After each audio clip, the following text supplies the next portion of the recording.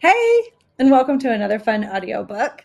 Today I have a spotlight proposal, which is based in the South, and it's got a lot of really great characters and fun things that happen in it. And what I absolutely love about these two main characters, Ruby and Cash, is their chemistry. They have a really, really great chemistry together. And it's kind of one of those undeniable chemistries that is really strong either way. It's an enemies to lovers story. So it starts out with a lot of the angst, but all of that turns into romance and desire. And so I hope you enjoyed this story today and that you have a fantastic time in this book. Spotlight Proposal. A Starstruck Contemporary Romance. Book 2. Written by Lucy McConnell. Narrated by Christina Dimmick. Chapter 1. Ruby Walsh hurried through the Emory University Midtown Hospital doors, catching a frightening look at herself in the reflective surface. The midnight phone call and the red-eye flight from California to Georgia made her blonde hair look like she'd slept with squirrels, and the dark circles under her eyes were vampire-worthy. No wonder she'd had a hard time getting a taxi.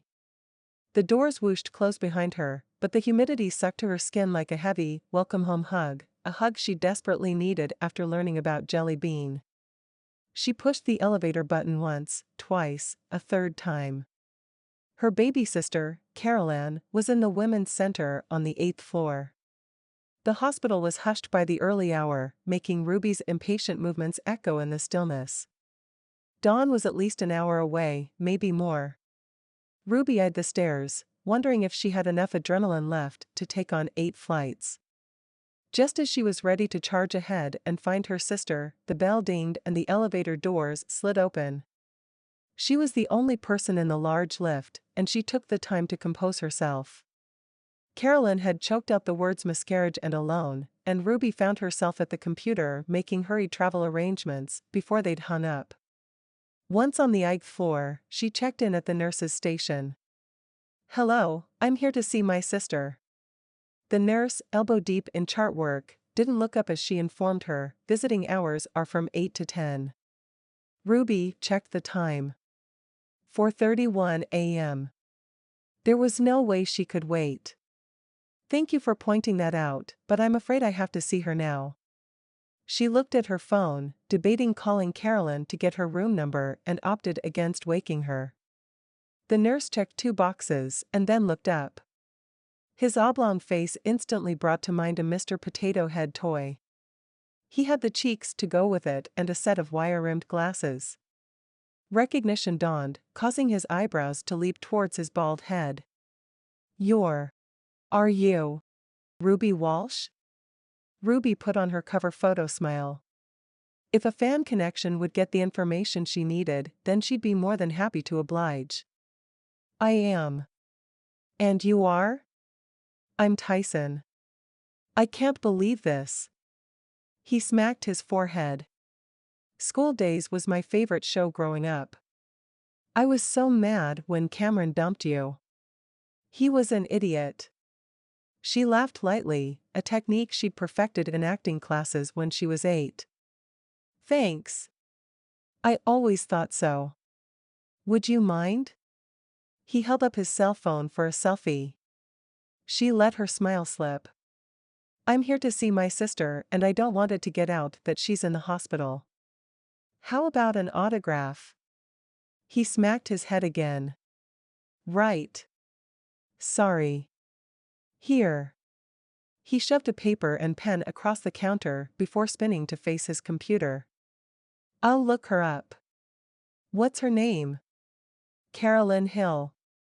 Ruby wrote a quick note, thanking Tyson for his help and signed with a flourish. "Room 824. He turned back and grabbed for the autograph. "Thanks. My wife is gonna freak out. She's a huge fan." Ruby moved away from the counter, happy that he had a missus waiting at home.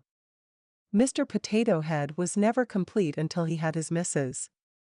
"That's so sweet. Tell her I said hello." She gave a small wave. I will, he about stood out of his chair in his excitement. The hospital corridor was like a tunnel where every sound magnified, in contrast to the soft beeps, coos, and lullabies like echoes of what could have been. The floor tiles were white with a mauve border, all freshly buffed and gleaming. The mauve wainscoting was topped with a dark pine handrail. Above the rail were images of expectant mothers standing in sunflower fields, the wind blowing their hair and white dresses behind them. They looked like angels, which was probably the point. Ruby's eyes stung thinking of Carolyn passing through this hallway to leave the hospital without baby Jelly Bean in her tummy or her arms. Most of the patient doors were open to faint cooing sounds and snoring. However, the door to room 824 was almost shut. There was a laminated picture of a leaf with a water droplet, like one large tear, falling into a pond taped to the door. A pond of sorrow. The other doors had babies behind them, not laminated cards on the door. She pushed it open to find a checkered curtain pulled around the bed. The lights were off, except for a lamp in the corner that shed a golden glow. Ruby moved slowly towards the curtain, not wanting to wake Carolyn. She peeked around the curtain and saw her 22-year-old baby sister curled into a ball, her arms hugging her stomach and giant tears soaking the pillow. Sis. Ruby dropped her purse and fell into the bed. Carolyn turned into her with a sob and hung on as if Ruby were there to pull her from a dark and lonely hole. She sputtered and stammered, gasping for breath. You go right on and cry. Ruby rocked the two of them as best she could while Carolyn shook. You cry all you want. She choked on her own tears before finally giving way to the grief. At 3 months premature, Jelly Bean, as they'd called her, was the most anticipated baby on the planet.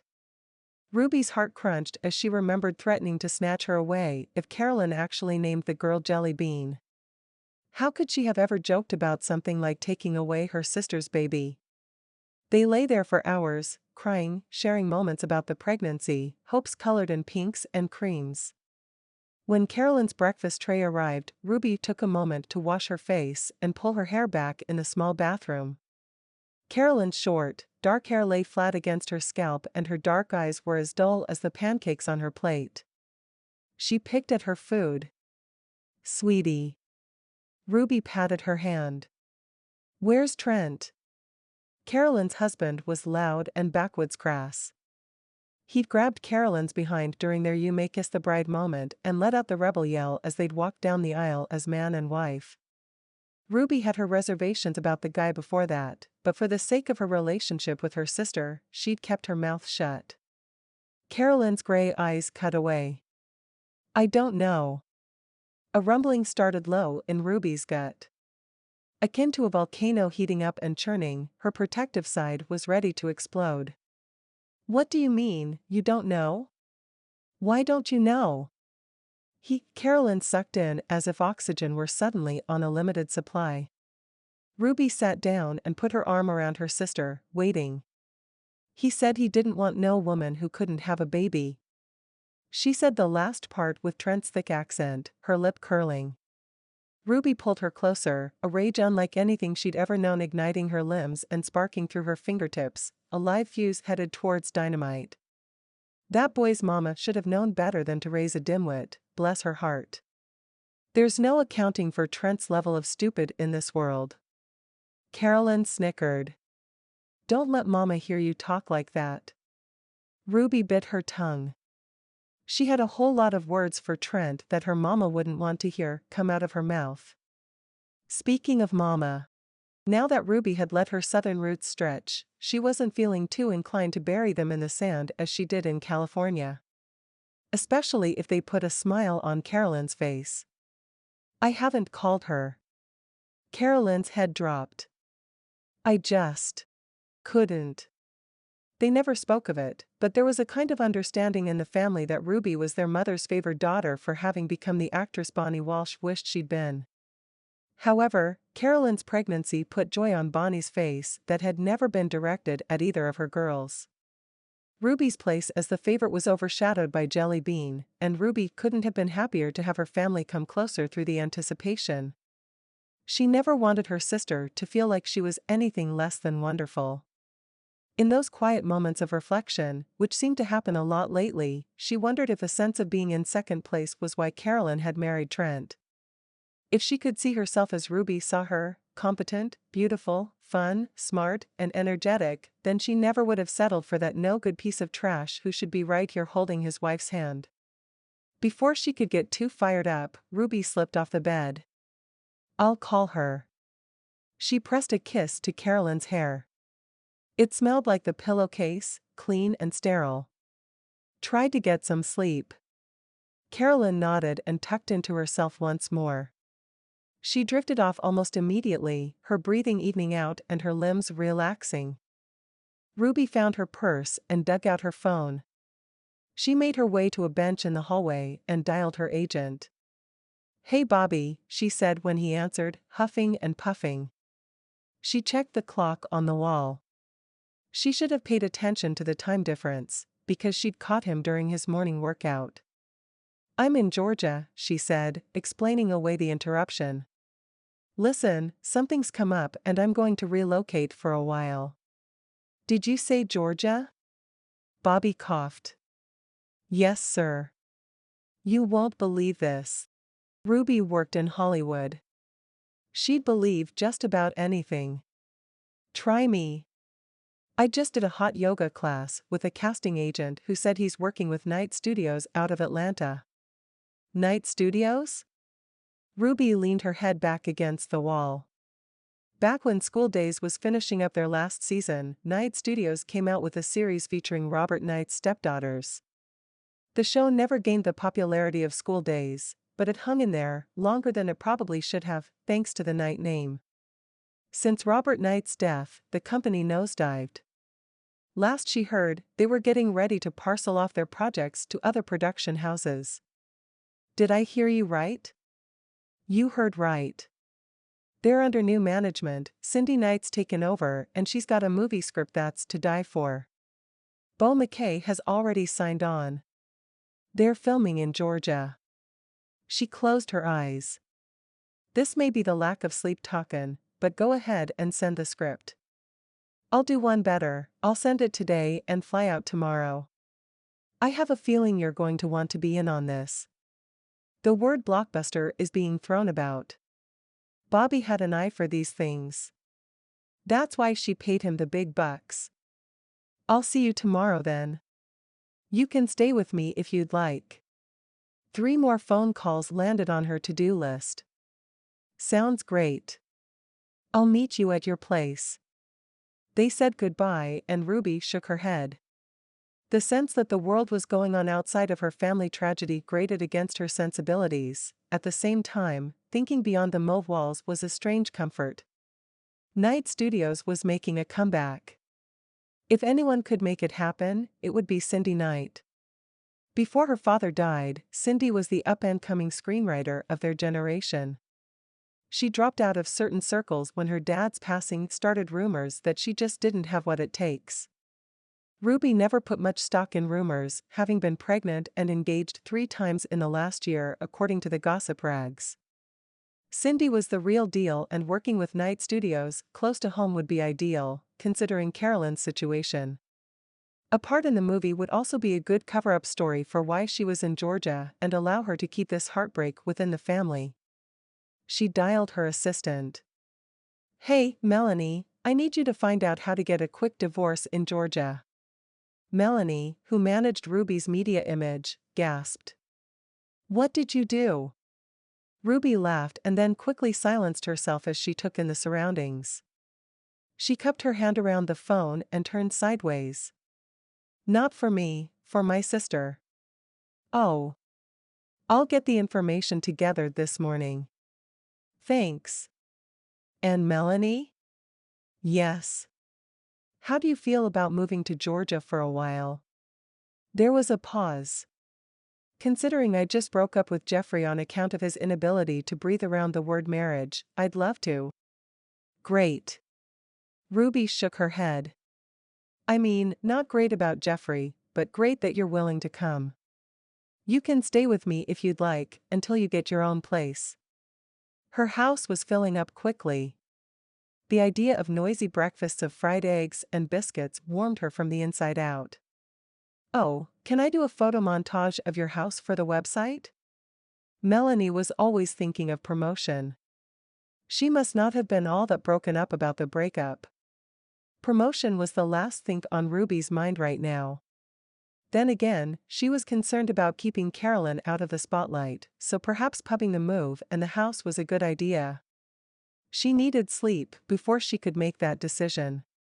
"We'll talk about it when you get here."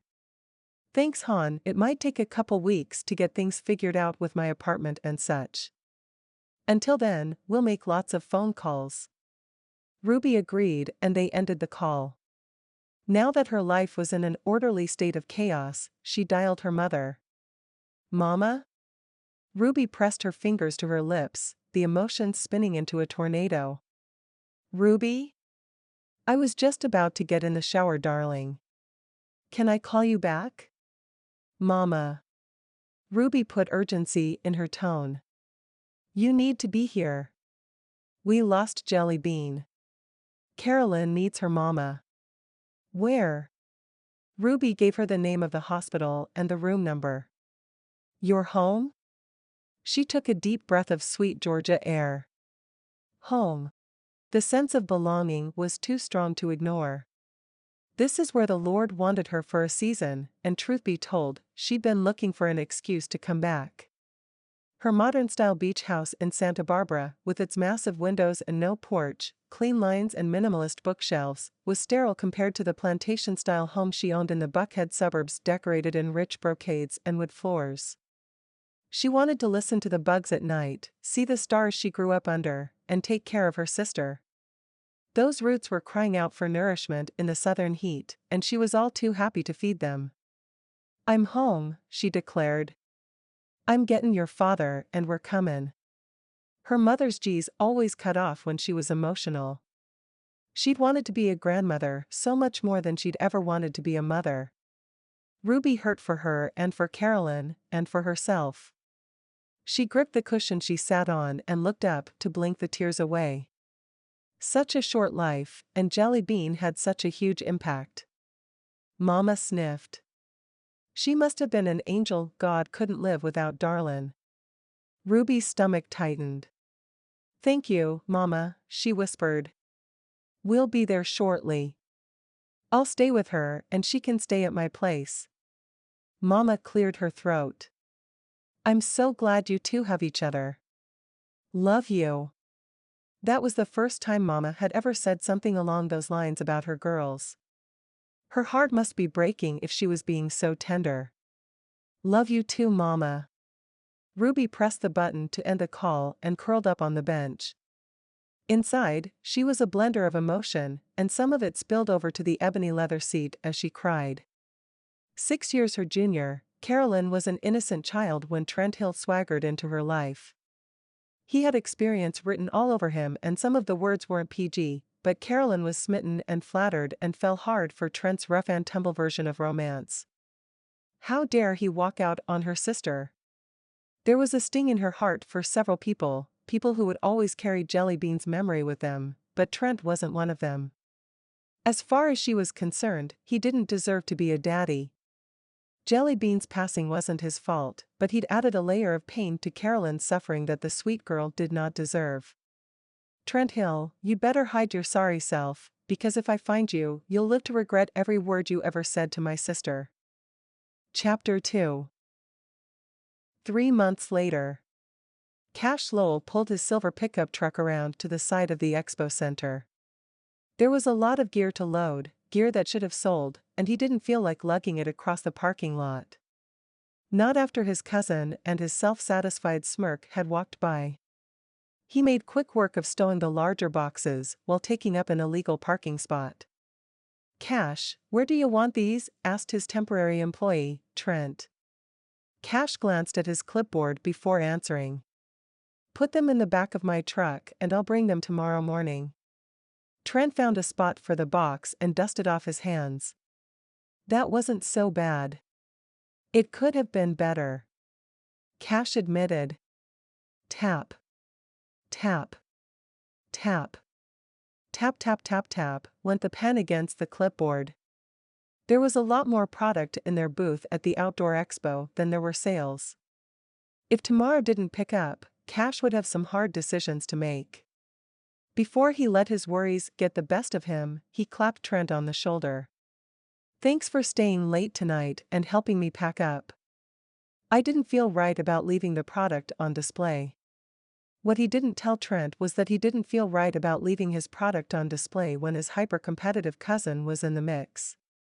Family feuds should stay within the family, so he didn't tell Trent that his cousin was his main concern. The arrangement proved to be beneficial to both of them, as Cash was in the middle of his busy season. He often ended up storing sweet birch products in his garage between production and distribution. Trent had been more than willing to offer a hand now and again. Cash glanced down at the clipboard. What he really needed was to land a contract with a large distributor. Cabela's would do nicely, but he wasn't picky. Since this was his second year of production, he felt he had the experience, the manpower, and the equipment to take his company to the next level. That's what Atlanta's Outdoor Expo was supposed to be for him. An opportunity. The way his back ached, it was more of a grind. All day long he sold camo shirts, hats, and other gear to hunters and fishermen, but his specialty was a line of packs he'd designed and developed for hiking, hunting, and fly fishing. He wanted to expand into rifle cases this year, but he had to clear a substantial profit to make that happen. Several investors had approached him, but they wanted a say in not only how the company was run, but in the designs too. That just wasn't going to work for Cash. These products, this company, was his dream. He'd worked long and hard to get to this point, and he wasn't about to hand the reins over to some investor with a large wallet and sticky hands. "Speaking of tomorrow, do you need my help again?" asked Trent. He leaned against the truck and stared out over the lake of concrete and asphalt. "Nah. My dad's coming. Between the two of us, we should be able to handle it." "That's good," said Trent as he hefted the last box. "I've got to get out of town. I heard my sister-in-law was snooping around the gas and go yesterday. I won't see ya for a bit." Cash's head came up. "She's still after you?" "Yeah, can you believe it? The woman has me kicked out of my apartment, gets me fired, and now she's trying to have me sign something that says I'm responsible for Carolyn's bills when she left me." He shook his head. "She's one crazy lady." Cash tucked the clipboard under his arm. Trent had come to him in a rough spot in life. Over a warm dinner at the diner, he'd opened up about his wife's coldness throughout the marriage, how she'd scream at him for working extra hours and then complain that he was never home. Then, when he thought all was going well and they had a baby on the way, she miscarried and her hoity-toity sister showed up, threw a bunch of money around, and ruined his marriage. He hadn't even been allowed to talk to Carolyn at the graveside service for the premature baby. Trent had needed a friend and Cash was all too grateful he was in a position to help. "Hey, do what you gotta do." "Thanks, man. I'm gonna head out right now." Trent hooked a thumb over his shoulder. "Do you have what you need?" "My bug-out bag is in my truck." Trent pointed to the beat-up Dodge. "'Kay. I'll see ya." "Yes, sir." Trent closed the tailgate. Cash climbed behind the wheel for the 45-minute drive to his cabin off Lake Lanier. He took off his ball hat and tossed it in the passenger seat. He ran his hand through his hair and groaned at how long it had been between haircuts. His cheek itched with 2-day stubble. His company was doing well. The trouble was differentiating his products from the ones currently on the market. There were packs out there, with name brands, that would fall apart after one backcountry hike. Not his stuff. When you bought sweet birch gear, you bought gear that you could pass on to your kids. Yes, it cost a little more than the competition, but the durability was worth the expense. Somehow, he needed to get the big guys to sit up and take notice. It was time to bring in a consultant who could help his business go to the next level. He sighed, knowing he had to spend money to make money. Rolling down the window to let in the cool evening air, he hoped the breeze would also clear the business out of his head so he could enjoy his evening. He had some savings that he could spend on making rifle cases or hiring a marketing consultant, but he couldn't do both. Expanding his product line was a huge priority. Then again, growing too fast could spread him further than was responsible. The employees counted on him to make this work. As the owner, he had to take all the variables into account before making a decision. Mulling over his options and the pros and cons brought clarity, which was the one reason he was happy to have drive time every night. Rumbling down the gravel drive, he caught sight of something that had him reaching for his hat to cover up his unruly hair. Leaning against a red convertible was a blonde bombshell. Her shoulder-length hair glistened in the evening sun. She had on a loose, teal-colored shirt that came in to hug her little waist. Shorts, just the right amount of short, accentuated her shapely legs. That's trouble, all right. He maneuvered his truck to the side yard and backed up towards the garage. He parked, setting the brake and checking his side mirror. The woman had taken off her sunglasses and was headed his way. There was a petition going around the neighborhood to put up a private fence and keep the tourists off this section of the beach. She was probably here to get his name on the line and then she'd be off. He didn't mind the families that came through. For the most part, they were there to have a great day, cleaned up after themselves, and left before dark. He lifted a hand in greeting. "Evening, ma'am." She stopped about 5 feet away and put her hands on her hips. "Hello. I'm looking for Trent Hill. Have you seen him?" Cash pulled his shoulders back. She wasn't here for the petition. Too bad. Under different circumstances, he would have liked to sit down and talk things out with her, maybe get to know her a bit. "So you're the ex-wife?" Cash dropped the tailgate and grabbed a box of windbreakers from the back of his truck. She sputtered. "I wouldn't marry Trent if he were the last man in Georgia." Cash leaned the box between him and the wall and put in the code to open the big garage door. Her answer made sense. This woman had class, wheelbarrow loads full of it. And she was pretty, like sit on the front porch and watch the sun rise across her cheeks, pretty. His grin melted as he realized. "You're the crazy sister-in-law?" She followed him into the garage. "Is that what he told you?" Cash grunted as he hefted the box onto the work table. "Yep." She growled. The sound was oddly attractive coming from this tiny thing.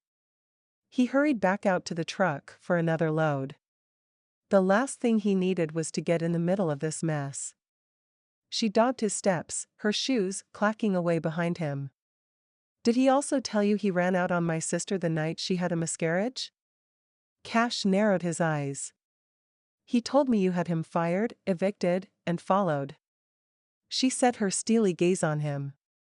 "I did not." He grabbed a box. "Maybe we're talking about two different Trents here." "I doubt it." Her chin went back and forth for emphasis.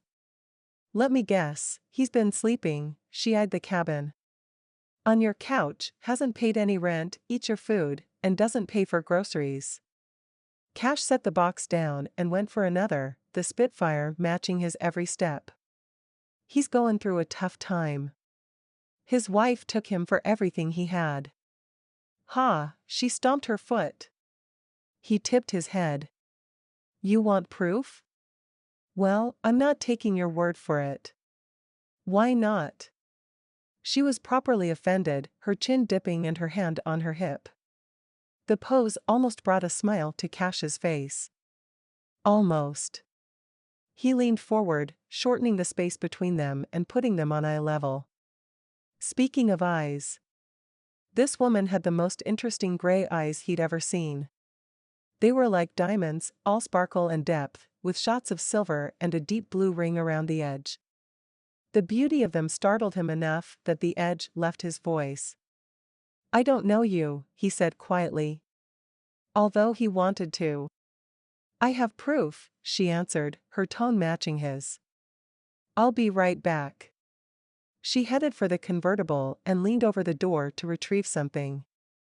Cash averted his gaze. No sense enjoying the view if she was just going to walk away. Which she most certainly would as soon as her business was concluded. Girls like her were high maintenance and not his type. He wanted a woman who enjoyed the finer things in life, like fishing, picnics by the lake, and a quiet evening on the porch swing. Hurrying back, she brandished a set of legal documents. I went to his work to get him to sign the divorce papers. He took a copy and disappeared overnight, quit. I didn't get him fired. She looked up from the sheet just long enough to meet his gaze, and then she flipped the page. I went to his apartment and he wouldn't open the door. I went back with the police the following morning and he'd skipped out on the rent and left. I had to pay his back rent so the landlord wouldn't come after Carolyn. Cash blinked. Are you serious? As a heart attack. She shifted her weight. I have been following him, but not to get him to pay bills. I just want him to sign these so Carolyn can move on and we can put this all behind us. He scratched his cheek. Darn beard. Darn Trent. Darn turned into a few stronger words. Trent tells a much different story. Unfortunately, the story she told sounded a lot like the Trent he'd known and kept his distance from in high school. People changed, didn't they? Cash reached for the papers. Some things were better left in the past, and he didn't want to dredge up a guilt-filled memory. I'll make sure he gets these. She snatched them back. No offense, but I've heard that line before. I'll bet you've heard a lot of lines, he said with a grin. Excuse me? Cash's face grew warm. He hadn't meant to say that out loud. I just meant that you're real pretty, so I bet lots of guys try to. He stopped, knowing he was making a fool of himself. You know what? Never mind. I was just trying to lighten the mood. She huffed. I forgot who I was talking to. She waved her hand, indicating he was exactly like her low opinion of Trent. Birds of a feather and all that. I don't have to take this. He went up the steps and through the front door, which he rarely locked. She grabbed the screen door before it slammed shut in her face. We aren't done. I am. He paused for a moment, not exactly comfortable changing in front of her, especially with the way she tripped up his thoughts with her California curls and electric eyes. Hey, she stomped that foot again. To heck with it, this was his house. He stripped off his t-shirt and headed to the bedroom to find his dress boots and something suitable for the long evening ahead. What are you doing? She demanded, moistening her lips as she stole glances at his bare arms and stomach. Honey, I've got a date tonight. If you want to leave the papers on the table there, I'll see that Trent gets them. He nodded to the small breakfast nook and grabbed a button-up shirt, quickly reinstating boundaries between them. Don't honey me, mister, she stopped. One baby wrinkle appeared over her left eyebrow. Who are you? Major Cash Lowell. My friends call me Cash. Mr. Lowell. She folded her arms and glared. You are the last person to know Trent's whereabouts, and I'm sorry, but until I see Trent with my own eyes, I am not letting you out of my sight. He clamped his jaw shut and glared. What a pain in the suit yourself, but I ain't giving you a ride. He moved past her. The sound of the screen door slamming was mighty satisfying. He wasn't worried about locking up. His dad would be there to use the computer in a little while. He did the accounting for Cash's business, but didn't want to take work home with him, seeing as how he had retired 5 years ago and built his dream cabin not far from Cash's. He pulled out of the driveway in his silver truck, which looked like it could use a paint job after seeing what real silver looked like in her eyes. Little Miss Busybody glared at him from the front porch, her delicate fingers planted on her tiny hip. His mama would love to get some fried chicken into that lady. A sly grin lifted his cheek. She looked mighty cute on his front porch. Like the cabin was her perfect accessory. Shaking his head, he thanked the Lord for normal females like Sherry. Sherry wasn't all spitfire and crazy talk. Sherry was level-headed. He could use that tonight. Leaving a trail of dust behind, he hit the main road and headed into town. Chapter 3. Ruby drove a discreet distance behind Cash Lowell's gray pickup as he maneuvered through traffic. Her cherry-red convertible wasn't going to hide, but she could at least make an effort to hang back instead of doing something that would land her in jail. Like stalking a perfectly normal and somewhat attractive guy. She hated stalkers, and hated Trent even more for turning her into one. This whole cat and mouse game was beyond her understanding. If he didn't want Carolyn, why not sign the papers? Her purpose in following Cash was to get to Trent. Although, now that she'd met the roommate, who owned a house like a grown-up and smelled all manly, she was the tiniest bit interested in what type of woman he'd asked out. She'd have to have a thick skin to put up with his attitude. "Freddie?" she asked the voice recognition assistant in the vehicle. "What can I help you with, Ruby?" it replied. "Play Come With Me Now by Congo." "Here you go," Freddie said before the notes pounded through the speakers. Ruby bounced her shoulders to the beat, glad that she'd finally gotten a lead on Trent. Cash pulled over on a street not far from his own. Following him up to the doorstep was another line she wasn't willing to cross. Even to get that contemptible no-good signature. She pulled over a half-block away and left the motor running in case she had to pull out fast. Twisting in her seat, she discovered that the woman was short with spiky blonde hair and boots with bling. The boots were awesome. Maybe she'd join their date after all. This lady looked like a kindred fashion spirit. Cash opened the passenger side door for his date, and Ruby begrudgingly gave him credit for being a gentleman. When the mood hit him, she scrunched up her nose. He certainly hadn't been a gentleman to her, stomping off and letting the door slam in her face. Her phone rang and she pressed a button on the steering wheel as she pulled back into traffic to follow Cash. Few people had this number, so she wasn't worried about caller ID. "Hello? I just got the official word that you're up for Sexiest Woman Alive again this year." Melanie's enthusiasm trickled through the speakers. "Great." Ruby turned on her signal as the truck parked next to the Star Cafe. "I'm glad one of us is excited about the nomination. I've been in the running for 3 years in a row and lost. Don't worry about me, I've come to terms with the fact that I'm not the sexiest woman on the planet." Ruby easily found a parking spot. "I'm okay with it." "Really? This is your year, darlin'." She rolled her eyes. Melanie was her biggest fan. Seriously, she was the president and CEO of Ruby's fan club. She cared more about Ruby's reputation than Ruby did, and she was a master at social networking. "Any other news I should know about?" "Carolyn went for a job interview this morning." Ruby hit the Bluetooth button and snatched up her phone. That news was worth talking about. Ruby had brought Carolyn home to an empty house, but within a couple weeks, both her agent and assistant had moved into the guest suites.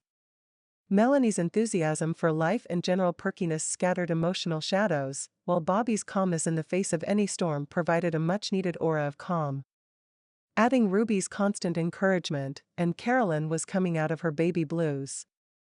She still drifted into rooms as if she wasn't sure where she was going or why she was there, but getting a job was a huge step forward. She did? Where? Some organic bath boutique downtown. I can't remember the name, but they're ultra popular. Like, the next big thing. Or the big thing. I know which one you're talking about. It's owned by that Peruvian model, isn't it? Letitia. Yes, ma'am. Look at you being all Southern. Ruby teased her. Melanie giggled. I can't help myself. Y'all are getting to me. Ruby smiled. Don't you worry your pretty little head. I won't tell anyone you're from California if you won't. Melanie laughed. Where are you, anyway? You were gone before I could guilt you into a yoga session. I'm tracking down Trent. Your new favorite pastime. Don't get me started. Ruby watched as Cash slid from the truck and went around to open the door for his date, again. He must want to make a good impression on this girl. His long, lean legs had purpose and hustle, and they didn't look too bad in a pair of jeans either. The thought made her kind of cranky. Whatever happened to being a gentleman at heart and not just when you're trying to make a good impression? He obviously had the skills, and he'd chosen not to use them on her. She swallowed against the sudden dryness in the back of her throat. I've got a hot lead. I mean, I'm hot on a lead, so I have to let you go. Go get him, girlfriend. Ruby disconnected the call. She watched from the car, waiting until Cash and his date were seated at a booth next to the giant, somewhat cloudy window, before throwing on a Braves ball cap she kept in the passenger seat and heading into the diner. The smell of old grease hung in the air like bats with beady red eyes, bringing Ruby up short just inside the door. The waitress looked up from pouring a cup of coffee. Her brown hair hung limp in a French braid and her nails were long enough to pick a lock. Just grab a seat. I'll be right with you. Ruby looked around. There was one older guy at the counter in a pair of overalls, and Cash and his date. This place wasn't exactly hopping for a Friday night. Still perturbed about his on-again, off-again manners, Ruby decided to take the table right next to them. Cash glanced her way and then went back to perusing his menu. She brushed her bangs to the side in a show of dismissal. His date, a woman in her late 20s with heavy eyelashes and thick lipstick, glanced at Ruby and did a double take. Ruby smiled and waved her fingers. The woman gave her a small smile in return. I like your boots. Ruby pointed under the table. Up close, they were even more adorable. Purple with a black belt and a gem-studded buckle. She really did like the boots and was pretty sure she'd been recognized. No sense trying to fly under the radar now. The date's grin widened. Thanks. I picked them up on a trip to Mexico last spring. Shoot. Ruby snapped her fingers. I was going to ask for the label. Oh. I'm sure they're a knockoff of something. She pulled out her phone. I saw some like them online. Let me find the link. Cash sighed dramatically. Ruby was an actress, she would know what a dramatic sigh sounded like. She'd done that shoulder drop in front of millions of viewers all through her teen years. This guy was totally amateur. Ruby ignored him. That'd be sweet of you. Thanks. The waitress appeared, took everyone's order, and then paused. Do you want to sit with your friends? She said to Ruby. We can move you over lickety-split. She's not, began Cash. Ruby cut in with a grin, I'd love to. I found the link, said his date and her new best friend. Ruby slid in next to the woman. She had no desire to be any closer to one of Trent's friends than she would to a lion with a toothache. I hope you don't mind, she said to the date. Not at all. Here. She leaned close to show Ruby the screen. The boots were gorgeous. I'm Sherry. Pleasure to meet you. Thanks. She didn't volunteer her name, but like a good hostess, Sherry didn't press. To her disappointment, neither did Cash. I'm going to buy a pair right now. Her thumbs flew as she ordered size 7 boots, having no idea where she would wear them. A date would work, they were definitely date shoes. Except she didn't go on dates to diners. She walked the red carpet with an escort, sometimes a famous one. She was sure Sherry had recognized her, but she was playing it cool and Ruby was good with that. Cash leveled his gaze in her direction. I mind. Ruby and Sherry both jerked in surprise at the annoyed tone. Cash, Sherry said in that you're making a scene whisper that all women have in their purses for just such an occasion. The whisper can be pulled out for children, inebriated friends, or a man who needs to be brought around. She's not here to buy boots. She's following me. Cash shooed Ruby with his hands. Go on back to your own table. You're ruining our evening. Ruby looked around the cafe. The grout covering the floor may or may not have been growing something. She wasn't going to look. Their table was missing a corner and the menu listed a side of gravy for $2. You call this an evening? It's not the venue that's important, it's the company, he ground out. Then it's a good thing for her sake that I came along, Ruby fired back. Sherry giggled. Whose side are you on? He asked her. The dozen or so bracelets on Sherry's wrist jingled as she tucked her hair behind her ear. Cash, you and I both know we were only doing this to get our mamas off our backs. She turned to Ruby while pointing at Cash. I've known him since he was knee-high to a grasshopper, and that's enough time to know we weren't meant to be together.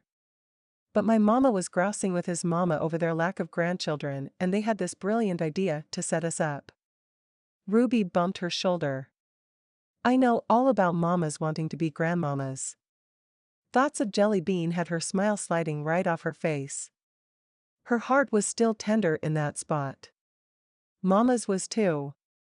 She'd refused to answer the phone for days after the service. Daddy was the only one allowed in the bedroom until she could stop crying long enough to put on mascara. Ruby couldn't blame her. It still amazed her that she loved someone so fiercely when they'd never met. We just lost my niece, premature. My mama's taking it real hard. She swallowed the lump in her throat. She'd gotten to know that lump quite well over the last 3 months. Cash leaned forward, his brow twisted in concern. His cornflower blue eyes held her gaze for several seconds, silently offering support she hadn't asked for. Feeling exposed for having shared one of her family's heartbreaks with strangers, she cleared her throat. I can't let you out of my sight, Lowell. She shrugged. Sorry. Sherry looked back and forth between them, her earrings flapping away. What's going on? Cash jerked his chin in Ruby's direction. She's after Trent to sign some papers, and she won't leave. That leech in your guest room? Sherry took a sip of her water. Ruby held up a fist in triumph. Hey! Cash wiped his thumb down his glass, clearing away the condensation. He's going through a rough time. Sherry rolled her eyes. He asked me if I wanted to take a roll in the hay. When I pointed out that there wasn't any hay around, he said he'd be so good I wouldn't notice. Ew. Ruby shuddered. Right? Sherry flicked her hand. I told him no thanks and took off. Cash threw himself back against the seat, shaking his head. I can't believe he hit on you. Did he know I'd asked you out? Sherry lifted one shoulder. I don't know. Maybe. He rubbed his face, and then his eyes fell on Ruby. She watched him openly. He could use a shave or a trim of some sort. He must be friends with Sherry if he was willing to show up for a date looking like he'd been running for 3 days straight. Are you gonna follow me all night? He asked. Yep. She smiled at Sherry, who returned the grin. Heaven help me, he muttered. What do I have to do to get rid of you? Take me to Trent. His gaze dropped. I can't. She shrugged. Then you're stuck with me. Sherry put one hand on each of their arms. We could settle this in a sportsmanlike manner. How? Asked Cash. Sherry's eyes twinkled. Pie style. Cash lit up. Yes. I'm in. Pie style? Asked Ruby. Sherry signaled to their waitress. 4 pieces of coconut cream pie, please. The waitress hurried to fill their order while Cash moved their cups and such off to the side. Basic pie eating contest rules. You can't use your hands. You have to eat the crust. And the first one with 2 clear plates wins. Hold on a sec. Ruby threw her hands across the table to prevent the waitress from setting down the plates. What do I get if I win? She was all over this. Coconut pie was her favorite and she could down a slice in seconds flat. If you win, I'll set up a meeting for you and Trent and I'll make sure he shows. If I win. Cash's eyes sharpened. You go on home. Fine. Ruby pulled her hair back and twisted it into a knot. She put her hands behind her back and the waitress set 2 plates in front of her and 2 in front of Cash. Sherry, you say go. On your mark. Ruby leaned over the plate on the right. She sniffed, catching the scent of sugar and toasted coconut. Get set. Ruby lifted her gaze to meet Cash's. Along with the fierce competitiveness, she caught a sense of enjoyment that flooded from his eyes into hers and right on down to her wedges. Go. Ruby attacked her slice of pie, chomping and swallowing as fast as she could. It disappeared quickly despite the heavy Crisco taste in the crust. Her mama's pie was light and flaky. This one was making a ledge in her stomach to hang out on. She plowed into the second piece, not caring that her nose and chin were covered in whipped cream. The more on her face, the less she had to actually eat. Done, shouted Cash, raising his hands in the air. His face was almost clean, just a few smears of white around his mouth. Happy as he was, and with that confident little smirk, he might taste pretty good. Disgusted with herself for even thinking that about the guy, and for making a mess of herself when he'd been able to stay clean, Ruby grabbed a handful of napkins from the dispenser. A lone piece of crust was all that was left on her second plate, and she glared at it.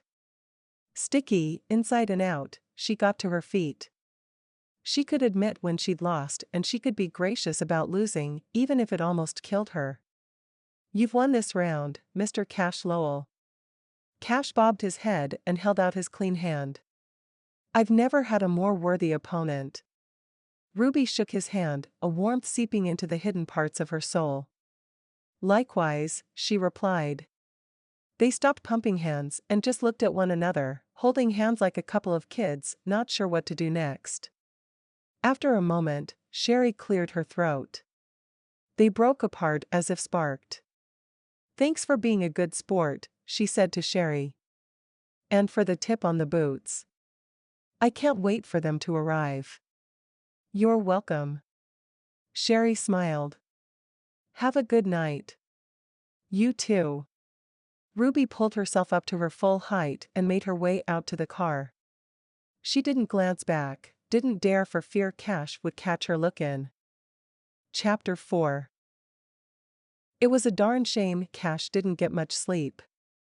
The expo was an opportunity for him to talk to everyday outdoor enthusiasts. This took a lot of energy and energy required sleep, and he had had very little of that thanks to Miss Pieface. She'd ruffled his feathers plenty with her I won't take no attitude and general bossiness. He would have been perfectly happy to throw her in the lake when she walked into the diner. Not that he'd had high hopes for the evening. Sherry had offered to go Dutch and directed him to the cheap diner, suggesting they hang out and chat instead of spend a bunch of money on a date neither of them wanted to be on. Not that he didn't like Sherry, she was fine. The fact of the matter was that both of them were past the dating for fun stage in life and had moved into the dating for marriage stage, and she was right, they weren't meant to be together. However, he didn't take kindly to a woman barging in on a date. And she'd cozied up to Sherry, which kind of irked him, but he couldn't put his finger on why. Then, the moment right before they dove into their pie, their eyes had met and something happened inside of him. A shift. An understanding. A connection fused. When she stood up to leave, he'd wanted her to stay. He chuckled at his lack of social skills. He still didn't know her name. He'd tried to call Trent when he got home last night, but the call went to voicemail. Besides wanting a name, he wanted some clarification on the situation. There were 2 sides to every story. Trent's story had been believable at the time. Carolyn's story was. Plausible. Trent was a smooth talker. The guy in high school who always had a quick answer to swing things his way. Now, not only did he have the sister-in-law's word that Trent wasn't what he claimed to be, he had Sherry's. Dang it all. He didn't want to be in the middle of this trouble. Thank goodness he'd taken the pie challenge. He chuckled. Sherry was always one to come up with a creative solution. Maybe he should hire her to market for his company. After a plate of scrambled eggs and toast, he trotted down the steps to the garage. He ran his hands through his hair again, wondering at what point his mama would come over with a set of shears. If he'd been going on a real date last night, perhaps with a woman with long blonde hair and even longer legs, he would have made sure he was trimmed up. Shaking off the thought that had chased sleep away, he started loading boxes of t-shirts, hats, and packs into his truck bed. His gaze went up the lane, watching for his dad, who was supposed to help him out at the booth. He hadn't gotten much done when a red convertible pulled in, dragging his smile right behind it. He wondered how long it would take for her to come looking for Trent, had hoped it wouldn't be too long. Ruby climbed out wearing dark jeans and a baggy t-shirt. She had on a Braves hat, her hair loose and brushing her shoulders. He liked it when women wore ball hats. Shaking off those thoughts, he went out to meet her. He didn't have time for another pie-eating contest, and this was getting ridiculous. Didn't she have a job? I wasn't expecting to see you again, you know, after I kicked your butt last night. She rolled her eyes. You beat me by a crust. That's hardly a butt whoopin'. He cocked a smile at her southern accent coming out. Besides, our deal was for last night. I didn't say anything about this morning. Whoa. He waved his hands. Look. Last night was fun and all, but I have to work today and you'll only get in the way. She threw her keys into her purse and set it on the hood of his truck. I've never been in the way in my life. There's a first time for everything, honey. He spun on his heel and went into the garage to get a box. How could one woman look so good and make him so mad all at the same time? He didn't have time to ponder that one, and he definitely didn't have time to argue with her. Don't honey me. She pointed to her chest. Sorry. Look, this weekend is important. I don't have time to babysit, so if you'll leave a card or something, I'll be in touch. Okay? The last word was meant to dismiss her, and he cut a wide path around her to avoid enjoying her soft scent. Not okay, she called after him, the sound echoing in the garage. He shook his head and dropped the box on the tailgate. A half-second later, another landed next to it. What do you think you're doing? I'm helping you load. She stomped back to the garage. Idiot, she muttered just loud enough for him to hear. She came out with another load. He planted himself in front of her and put his hands under the box to take it. You're not helping me load. He pulled on the box, but she held fast. Yanking it back, she replied, Yes, I am. No, you're not. He pulled, bringing the box flush with his chest and her close enough that he could smell her fancy perfume that smelled like vanilla and flowers and beaches and peaches and all sorts of scents mixed together to drive a man crazy. It was intoxicating. Her gray eyes sparked with anger, and he had a strange urge to drop the box, take her in his arms, and explore the rough seas between them. You're my ticket to Trent, and I'm not leaving your side until these papers are signed. So I'm going with you. Cash spun, taking the box out of her hands. My dad would tan my hide if I let a woman carry something for me. She headed back to the garage and came out with another box and a smirk. Cash groaned. Some women were just impossible. There was no explaining their crazy. He ran his hands through his hair. What was he going to do with her all day? Where are we going, anyway? She asked. The outdoor expo. Really? You ever been? Can't say as I have. She dusted her palms. "Trying a new tactic," he said, "you'll love it. We're gonna talk huntin' and fishin' for 3 days straight. There's lots of greasy food and a beard contest." He snapped his fingers. "You can enter the hot dog eating contest." His eyes went up and down her, and he had to stamp down the sharp edge of attraction before he could continue. "A bitty thing like you. The guys would never see you comin'. A worry crease appeared between her eyebrows. It was quickly replaced by a determined set of her jaw, and he knew he'd lost. Chapter 5. Ruby really did not want to spend the day at a fishing expo or whatever this guy called it. At some point, someone would figure out who she was and there'd be cameras and screaming fans and groping hands. She shuddered, remembering the last time a group of fans went nuts on her. They treated her like an object, like something sold in an infomercial that was suddenly on shelves at a steep discount the day after Thanksgiving. However, lining up security would take a couple hours. They'd want to do a sweep of the area, background checks on anyone who breathed in her space, and keep her out of sight until they were ready. She couldn't afford to let her fears get in the way of finding Trent. If she pulled her hat down and lay low, she'd be able to glue herself to Cash. Otherwise, Trent could come and go and she'd be oblivious. Tugging on the brim, she mapped out an escape route in her head. At the very least, she could get to her car, lock the doors, and call the police. What mattered was getting Carolyn out from under the influence of that creep. Keeping that goal in mind would give her the courage to do what she needed to do. Cash rested his arm across the side of the truck. "You can't seriously want to hang out at our booth." She eyed him warily. He seemed like a nice enough guy. He held open doors, carried boxes, and had never called her a derogatory name or curse word even though she'd gotten under his skin. Why not? "You're going to." Maybe he had horrible taste in friends, and that's why he allowed Trent to stay here.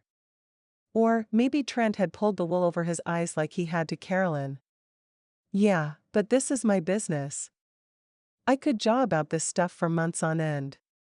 She shrugged and went back into the garage for another load. Moving the boxes of t-shirts and hats wasn't all that difficult.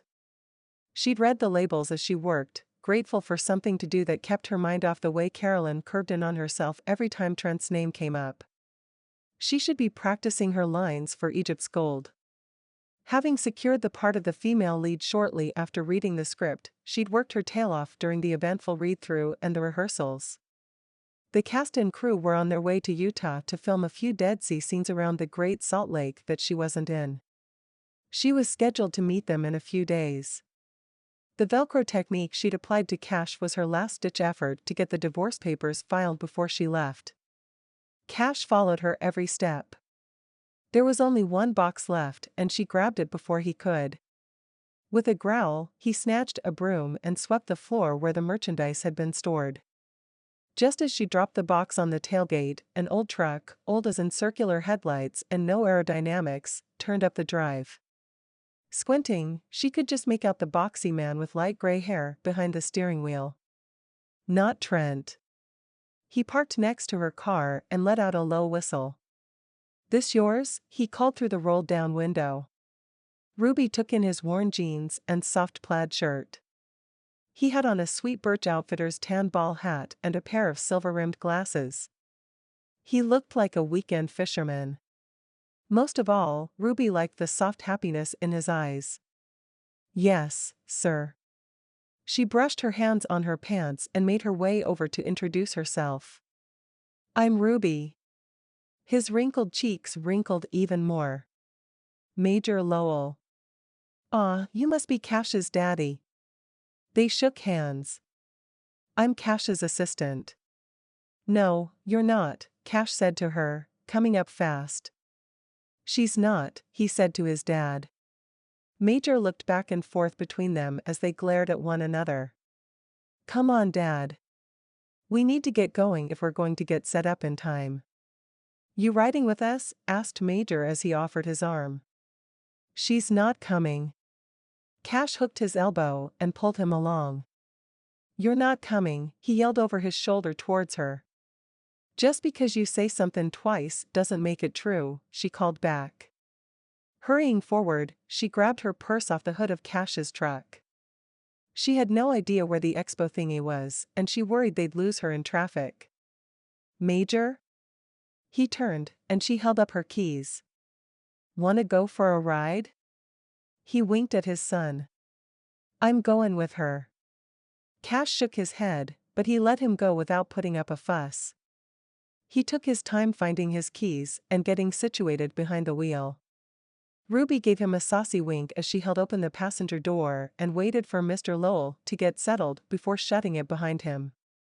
Grinning, she caught Cash glaring at her through his windshield as if he could melt the back tire with his eyes. She checked to make sure Major wasn't looking before throwing her arms out to the sides and sashaying her hips for Cash. He shook his head, but she was almost certain she saw him smile. He pulled forward and the passenger window went down. He passed her a card. "Here's my number in case you get lost." She leaned in and took the card. "Wow, we're making some major progress here. You've moved from stalking to kidnapping, congratulations." The corners of his eyes wrinkled with amusement even though his tone was sharp. She didn't take what he'd said personally. "I can't help it if your dad's got good taste in company. And cars." She raked her gaze over his pickup as if it were a pair of last season's pants. With a harumph, he pulled out. Feeling all sorts of good, Ruby hopped behind the steering wheel. She started the car and turned off the radio. "So, Major, what do I need to know about this expo?" He chuckled. "It's a good time. Lots of people. They bring in celebrities." "Oh yeah? Like who?" She wondered if anyone she knew would make an appearance. That could get awkward. "The guys from Gold Rush and Duck Dynasty will be there for sure. They've been on the commercials. A few national fishing champions and some guys who do tricks on motorcycles and four-wheelers. They have a slew of beauty queens and some models help sell product." His neck splotched. "Not that I'm lookin'." Ruby laughed. "No worries, Major." "So why's this so important to Cash?" Major angled himself in the seat so he was facing her. "Cash mortgaged his house to get the startup money for his company. It's doing pretty good, but he's on the fence of success and failure right now. He needs to grow so he can compete with the established brands, but he needs to sell the stock he's already invested in. This show is his ticket. There's a lot riding on this weekend." "Oh." Ruby slumped. While she'd been joking and teasing, Cash had some pretty serious things going on in his life. No wonder he's grumpy. "I should probably stop pushing his buttons." Major laughed. "I wouldn't worry about him.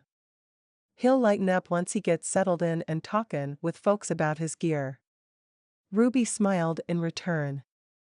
Inside, she was cursing herself. She'd been self-absorbed in her quest, not thinking that Cash may be struggling with something of his own. Well, she knew now and she'd do her best to stay out of the way. Chapter 6. To Cash's great relief, Ruby did not follow him back and forth as he and Dad set up the booth. They'd gotten into a rhythm when it came to working together. As a boy, he'd follow Dad like a shadow as he fiddled with the boat motor or assembled bookshelves for his well-read wife. They'd joke that Mama could get lost in a good book and they'd have to put out a missing persons report. She'd shake her head and blush, knowing it was all true and still coming home from the library with a weekend's worth of books. After a while of work without Ruby under his feet, he looked around, wondering if she'd gotten bored and wandered off. Nope. She had a stack of papers and was leaning up against the wall. If she was trying to be inconspicuous, she failed miserably. She had this air of command in her posture that was difficult to ignore. He'd tried. It didn't help that she was so pretty. Her high heels made her legs look a country mile long. The footwear wasn't meant for an outdoor expo where camo was the pattern of choice among participants. He wasn't the only man watching her. To her credit, Ruby ignored them all. He knew, because he watched for her reaction. After an hour, he got curious about what she was reading. She flipped through a 3-ring binder, sometimes scanning quickly and other times studying intensely. Once, he swore he saw her lips move.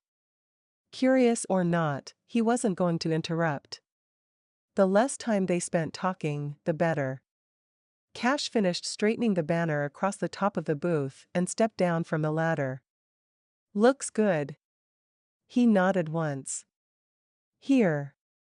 Dad handed him a folding chair. "Thanks." Cash opened it up and slid it behind the spot where he'd take money. He didn't expect to sit much today, but it was nice to have the option. "It's not for you." Dad jerked his chin towards Ruby. "She's been on her feet all morning." Cash's eyes ran the length of her body, noting that she didn't look at all tired out. She looked fresh and all too healthy. Cash scratched his head, trying to figure out how to explain the situation to his idol, especially when he knew Dad wouldn't like what he had to say. "Dad, I don't want to make her comfortable. I don't even want her here." Apparently, Ruby had explained her mission to Dad on the ride over. He'd grumbled a bit to Cash, letting him know where his loyalties lay. Dad's jaw jutted forward. "What have I told you?" Cash snagged the chair. There was no disagreeing with that set of Dad's jaw. "Always treat them like a lady." "Get going, boy," Dad growled, leaving no room for argument. Cash walked quickly, having so much more to do than make sure Ruby had a place to sit. The expo doors were pushed open and a wave of voices washed through the warehouse-sized building, letting him know that customers would trickle to the back of the room soon. He set the chair up behind the back curtain of their booth. If she was closer, he wouldn't have to work so hard to keep an eye on her with all these men around. Not that the attendees were a bad sort. There were just so many of them. A little thing like her? Someone could throw her over their shoulder and march on out the back door. Not that he'd thought about doing that. Clamping his teeth together, he crossed the back alleyway. "Prove it, then." "Kiss me," she said quietly. "What?" Cash jerked to a stop. Ruby blinked. "What? Did you just tell me to kiss you?" She slammed her folder shut. "No." She blushed, her cheeks dusting pink. Cash grinned, finally feeling as if he had the upper hand in a game of poker he'd been losing at since last night. "You did." Ruby lifted her eyebrows slightly. "I assure you, I did not." "Do you want to?" He was messing with her, teasing for the sake of getting a rise out of her. Hey, she'd looked at his truck like it wouldn't last the trip to the conference center, and that rubbed his pride the wrong way. Ruby's brow furrowed with uncertainty. Pressing his luck, Cash touched her arm. He thought he was messing with her, but the moment he made skin-to-skin contact, a shift happened. Instead of teasing, he was deeply interested in the answer. He stepped closer, their shoes touching. Ruby moistened her lips. "Do I want to what?" Her firm tone was gone, replaced by a softness that tickled his desires. "Ask me to kiss you." He had meant this to be a question, but it came out more as a suggestion. A suggestion he hoped she'd take. I. She stepped back, bumping against the wall. The jarring seemed to bring her out of her uncertainty. "I'm good. Thanks for the offer." She threw her hair over her shoulder as if tossing away his words. Rebuffed, Cash stepped back. "I wasn't offering." She cocked her head. It sure sounded like an offer. He balled his hands and then forced them open again. He took her elbow, careful to be gentle. "You're right. I was making an offer." Her eyes went wide and he had a front row seat to the panic and attraction that mixed together like silver and glass. "I'm offering you a seat." He ushered her to the folding chair. "You've been standing for over an hour." "So have you." She tapped her foot and didn't sit down. I've been working. So have I. Curiosity got the better of him. What are you working on? She hugged the folder to her chest. Nothin'. Never mind.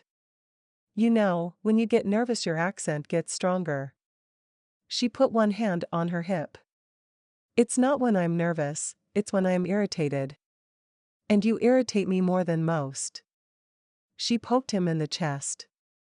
He laughed. The feeling is mutual, darlin'. Ugh. She stamped her foot. I'm not your darlin'. He winked and ducked through a slit in the black curtains, his heart pounding away.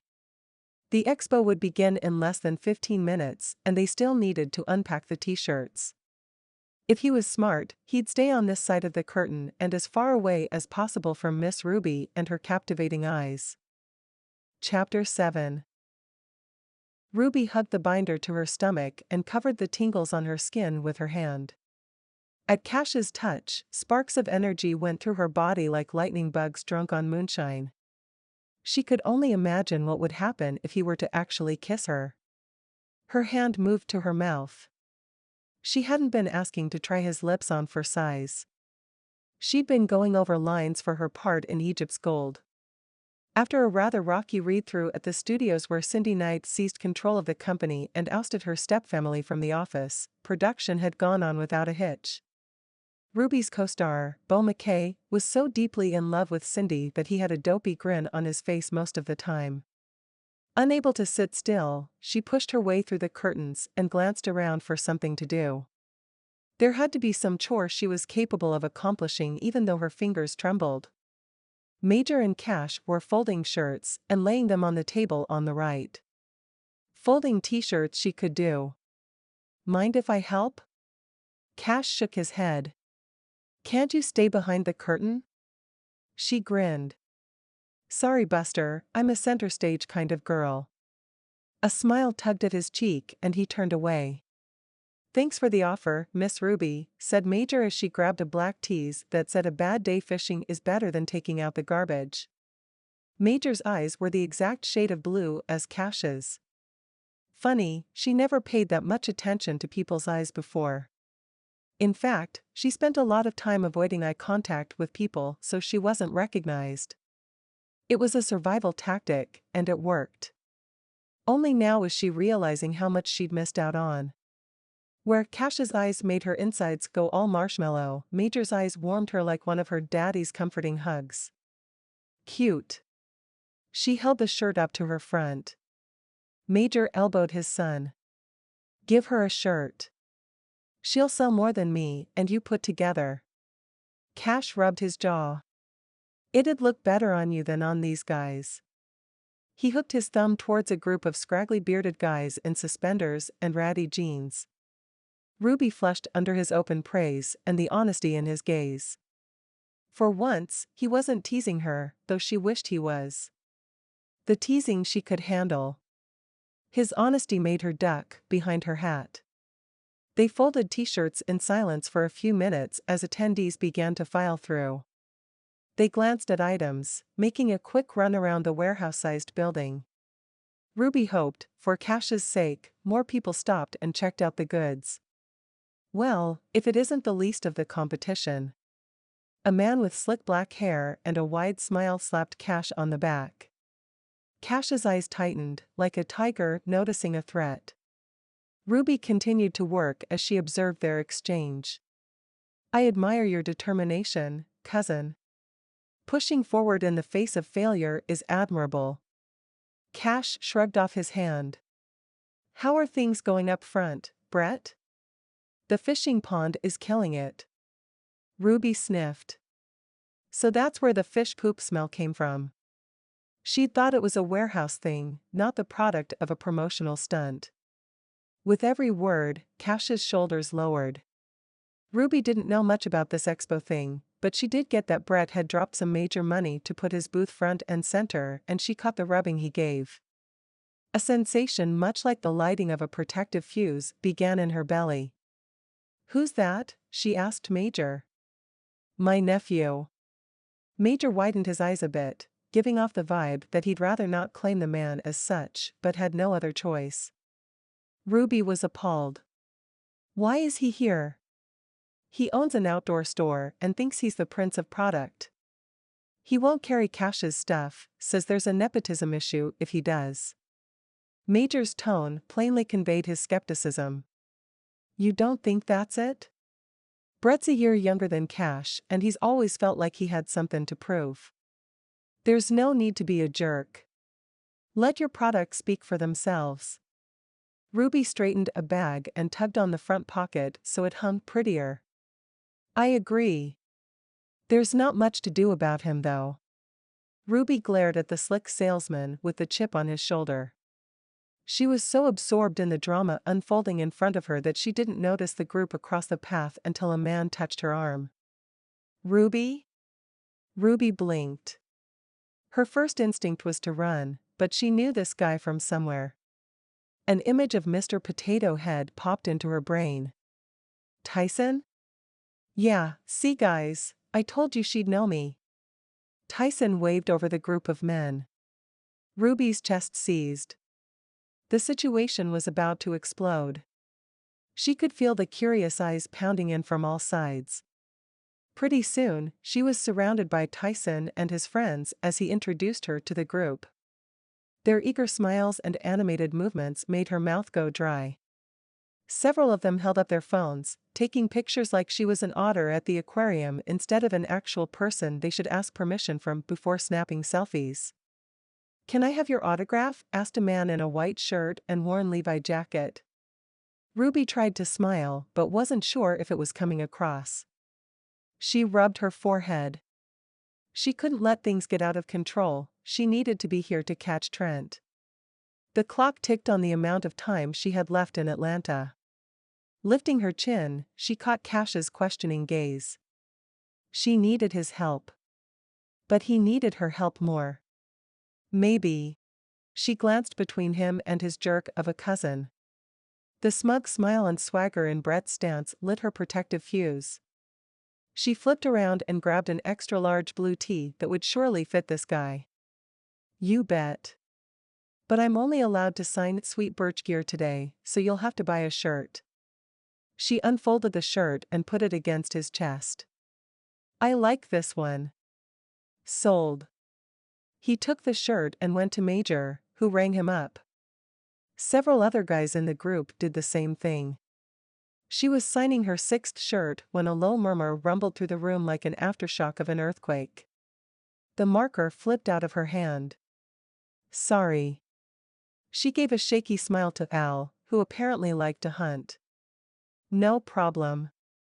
He picked it up and she tried to concentrate over the whispers that screamed a warning. Rubi Walsh is here.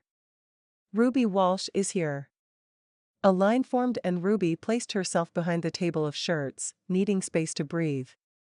She always had an exit strategy. Bobby, her agent, made sure she had at least one bodyguard. Her throat squeezed and she gasped for breath, waiting for someone to protest the table she'd put between them. The line continued to grow, curving around the corner and out of sight. The next person in line, a man with a fish hook through his nose, waited for Ruby to wave him forward. Ruby took a deep breath, not quite ready. She rubbed her forehead again and then pretended to be busy with things she couldn't even see because her mind was spinning. Bobby would kill her for doing this without a contract. Cash sidled up to her and put his hand on the small of her back. Something strange happened at his touch. All of Ruby's muscles thawed and her fear faded to someplace off-screen. At the same time, her heart rate picked up and pounded through her neck and wrists. Rubi Walsh? He asked quietly. She couldn't tell if he was astonished that it was her or that he hadn't known it was her. Did you just Google me? She whispered before taking the tan Sweet Birch hat from the guy with the fish hook. Cash stared at her. She signed her name on the hat with a flourish and posed for a picture before handing it over. Cash lifted his hat and ran his hand through his hair before setting it back in place. I had no idea. Would you have been nicer to me if you'd known? She teased. Now that he was here, she wasn't as worried about all the people.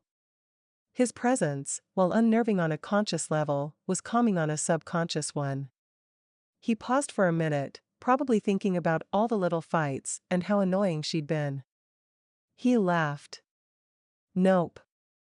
She smiled in return. Good. Cash, called Major. We're gonna need more shirts. Cash grinned. You good here? Ruby bit her lip. As long as everyone behaves. His hand went to her lower back and she was once again warm and gooey. I'll be quick. He was gone and Ruby missed the contact immediately. She turned her attention to the woman at the front of the line. Hi. Hi. Oh my gosh. I was so in love with Cameron. What was it like to kiss him? She asked, her whole face turning red as a tomato. Ruby giggled. Kind of slimy. What? She shrieked. But he got better. They laughed together. Here, I'm getting this for me, and this is for my husband. But you don't have to sign his. Great. Do you guys fish? I like hiking more than fishing, but if we head to the mountain lakes, we get both. Oh. You should check out the packs. They're the best. Ruby nodded towards the display of colorful hiking gear. She had no idea what it was all for, but the thought didn't bother her. Heidi Klum and Paris Hilton didn't actually eat the cheeseburgers they made kissy faces at in commercials. Just because she didn't try it out, didn't mean she couldn't recommend it. I will. Thanks. The woman took the merchandise and headed straight for a bright red backpack with metal bars and a hip brace. A sense of accomplishment prickled Ruby's skin. She hoped Cash would sell out and be able to do all the things he wanted to with his company. And it wouldn't hurt if his cousin wanted to crawl under a rock. How y'all doing? She asked the family of 4 who stepped up to the table. The dad turned bright red and the mom giggled. We watch School Days on Netflix, stuttered the mom. Ruby encouraged the shy youngsters with a smile and said, Why, thank you. Thanks for watching. They chatted for a few minutes, Ruby asking about their school and what they liked best about the show. In the middle of their conversation, she flashed back to the appearances she'd done when she was a teen. There were lots of screaming fans and long lines and organizers who hurried people through the line without allowing for small talk. She'd felt like a giraffe at the zoo, her legs too long, her face covered in spots, and always bumping into things. Taking in a deep breath, she owned that she'd grown into her skin. It felt good. She was just her, and being just her was enough. She wished Carolyn could have that feeling. As long as she was married to Trent and he continued to mess with her head, she'd be stuck as a giraffe. With a prayer for her sister in her heart, Ruby doubled her attention on the next group, for 20-ish guys pushing each other to be first to say hi. With an exaggerated roll of her eyes, she motioned them closer. Y'all are acting like a bunch of sissies. Get on over here. They laughed and obliged, holding out new hats for her to sign. With a smirk, she drew a fishing pole and a long line, after all, she'd had to reel them in. Cash came through the curtain carrying a large box. He looked to her before he took in the number of people in his booth, before he checked on sales, before he even set down the box. Their eyes met, and Ruby had the odd sensation that she was the one being reeled in. Chapter 8. Cash wiped the perspiration off his forehead. He'd never hustled so hard in his life. By the time he came back with a box of t-shirts, the line had wrapped all the way around the east side of the convention center and there was no end in sight. The second best part was that people weren't just getting an autograph and taking off, they lingered. They asked questions. They tried on his packs. And they were buying. Excuse me. Excuse me. A man with a Tony Stark goatee shouldered his way into the booth. Who's in charge here? He asked. Cash stepped forward. I am. Cash Lowell. Ben Grammer. They shook hands. I'm in charge of the expo. Mr. Lowell, you've created quite the disturbance back here. Cash couldn't help but smile. Call me Cash. Ben wasn't smiling. Cash. We've had a complaint from another vendor about the line to your booth and how it's clogging the aisle. I bet I can guess which vendor logged the complaint, said Dad from over Cash's shoulder. Cash would make the same bet. If Lady Luck tipped her hat Cash's way, Brett would take it personal and do all he could to level the playing field. His little fish tank was no match for Ruby and her winning smile. Of course, this wasn't what Cash had planned either. Dad had been at the register all morning, taking money hand over fist. If sales continued at this rate, Sweet Birch Outfitters would sell out of merchandise. The representative from Cabela's had just left and a woman from Shields left her card with Dad while Cash was running back and forth between the truck and the booth. Cash had called a couple workers to load up whatever they had left at the warehouse and bring it down. They were set to arrive shortly after 1. Cash shrugged. What do you suggest we do, Mr. Grammer? How long is she supposed to be here? Cash glanced towards Ruby. He didn't want to take advantage of her gift. And it was a gift. She had put herself out there for him, for his company, and he had nothing to repay her with except making sure she got in contact with Trent. His paltry connections, which had seemed so large that morning, now looked like a fly next to a German shepherd. Why? If we can get a break, we can set up some barriers and redirect the line. Cash noted the ever-so-slight slump to Ruby's shoulders and the way she brushed her fingers over her right eye, but her smile never faltered. A need to take care of her built inside his trunk. Let's do a lunch break at 12:30. Will an hour give you enough time? You bet. Mr. Grammer held out his hand. Really, Cash, had we known Rubi Walsh was going to be here, we would have upgraded your rental to free and we would have loved to put her in the advertising. Cash shook his head. We didn't know until the last minute. Well, keep us in the know for next year's expo, will you? Yes, sir, will do. Mr. Grammer disappeared in the throng. Cash did a fist pump. Did you hear that? He asked his dad. He's already planning on us for next year. What do you want to bet we get a booth up front or one of those primo ones by the barbecue guys? That's fantastic, son. Dad slapped him on the back. Now, you'd better get some of that barbecue for your little lady over there before she faints dead away. I'm on my way. Cash rushed towards the area where all the good smells came from. He didn't even balk at his dad calling Ruby his little lady. She may drive him nuts, but she was doing him a huge favor. One he didn't deserve. He was fast becoming the world's biggest Rubi Walsh fan. The closer he got to the food vendors, the easier it was to make out the individual scents. There was spice and tang, applewood and cedar chip smoke, and French fries and gravy. He loaded up with a variety of foods, water bottles, sodas, and napkins. When he got back to the booth, Mr. Grammer and several people in dark green polo shirts and tan pants were waiting for him to break up the I Heart Ruby festival. He set the food on a chair behind the booth and went back out. Approaching Ruby from behind, he placed a hand on her back. Her muscles were tense. She probably wasn't used to standing on concrete floors for 4 hours at a time. He should have brought her a chair. Feeling like a jerk, he held up a palm. Hey there, y'all having a good time today? Ruby leaned into his hold, relaxing. He stepped even closer, wanting to shield her with his body. Heck, he'd pick her up and run with her if he needed to. I've got to take Miss Walsh for lunch, but she'll be back at 1:30. Mr. Grammer and his crew are going to redirect the line while we're away. Y'all are welcome to wait, or you can go enjoy some of the other booths, and we'll see you in about an hour. Ruby waved and smiled as people grumbled at the turn of events. No one wandered off though.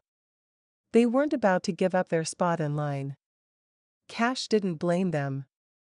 He'd spend the night in a sub-zero sleeping bag on the sidewalk for a chance to meet Ruby. Cash turned her around, put his arm across her shoulders, and led her behind the booth. He settled her into a folding chair. "You holdin' up all right?" She nodded, kneading her fingers into her neck as she tipped her head back, a happy and tired smile on her face. "It's been a long time since I did a personal appearance." Cash pulled a seat around so he could sit and chat. Dad had the booth in control. As soon as Ruby was ready, he'd take over so the old man could eat. "I can't believe you did that." She slowly brought her head back level. "Well, I couldn't let Brett think he had the upper hand." Cash tucked his chin and laughed. "Brett? You did this to show up Brett?" She glared at the floor. "He's a sleazeball?" "Yeah." Cash reached for the tray of food. He didn't want to spend one more minute worrying about Brett. Brett spent enough time worrying about this dumb competition Cash didn't want. Let him stew over it, Cash had better things to do. Like tease a beautiful woman. Look, they had pie.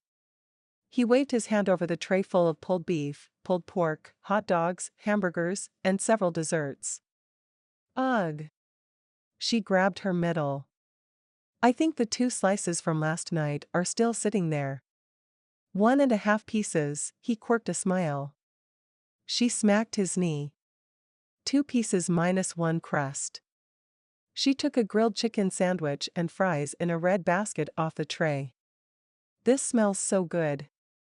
She popped a fry in her mouth. "I can't believe how hungry I am." They ate in silence until Sarah and Rocky, his right and left hands in the business, showed up with the rest of the merchandise. Cash directed them into the booth and asked them to set out what they could and store the rest under the tables. He came back and sat across from Ruby. "If you keep this up, I'm going to run out of product." She wiped the corners of her mouth with a napkin. "It's a good problem to have." He shook his finger. "I knew you'd be trouble the moment I laid eyes on you." "Hush now." She threw her dirty napkin at him. "I am never a problem. I'm the good kid on the playground." Cash shook his head. "Ruby, what can I ever do to repay you for helping me out like this, and for showing up Brett on his home turf?" "That was pretty awesome." She giggled for a moment. "I want to see his face. I'll bet he's fuming." They shared a laugh. With a shrug, she said, "Just help me find Trent." He set aside his half-eaten cheeseburger. "And then what? You'll disappear? If that's what you want." Her words were flippant, but she watched him out of the corner of her eye. "I've kind of gotten used to having you around."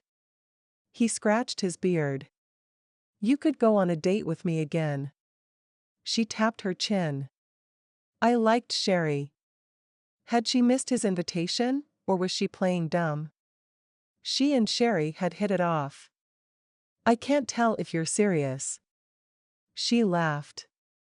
The hazards of flirting with an actress. "Are we flirting?" He grinned. "We're practically living together," she quipped. "I don't know what to tell you, Cash. I'm on location in a couple days. I'm not sure I want to start something that I'm not going to be around to finish." On location, he stole a fry from her basket. She scowled. "Is that a permanent thing?" "No. But it complicates relationships. Always has and always will." She used a wet wipe to clean her fingers. "Sometimes I really wish it didn't." He hooked a finger under her chin and brought her eyes up to meet his. "I wouldn't ask more from you than I was willing to give." She bit her lip. "Cash," called Dad through the curtain. "That organizer guy is headed this way." Cash brushed his thumb over Ruby's chin before standing up. "I'm coming," he called. "Eat as much as you like, and if you need anything, I'll be right through here." "I'm not going anywhere." She reached for the peach shake that was leaving a puddle on the tray. K. Cash watched her for just a moment, his heart cramping with the knowledge that she would leave him when the lights went out on the expo, and he gave her Trent's number. Chapter 9. Ruby surveyed what was left of Cash's booth. Price tags and receipts littered the floor. A plastic bag poked out from under a crooked tablecloth. There was one box of packs left and not a stitch of clothing. Even the sweet birch sign sagged, as if it too had spent the day smiling for photographs.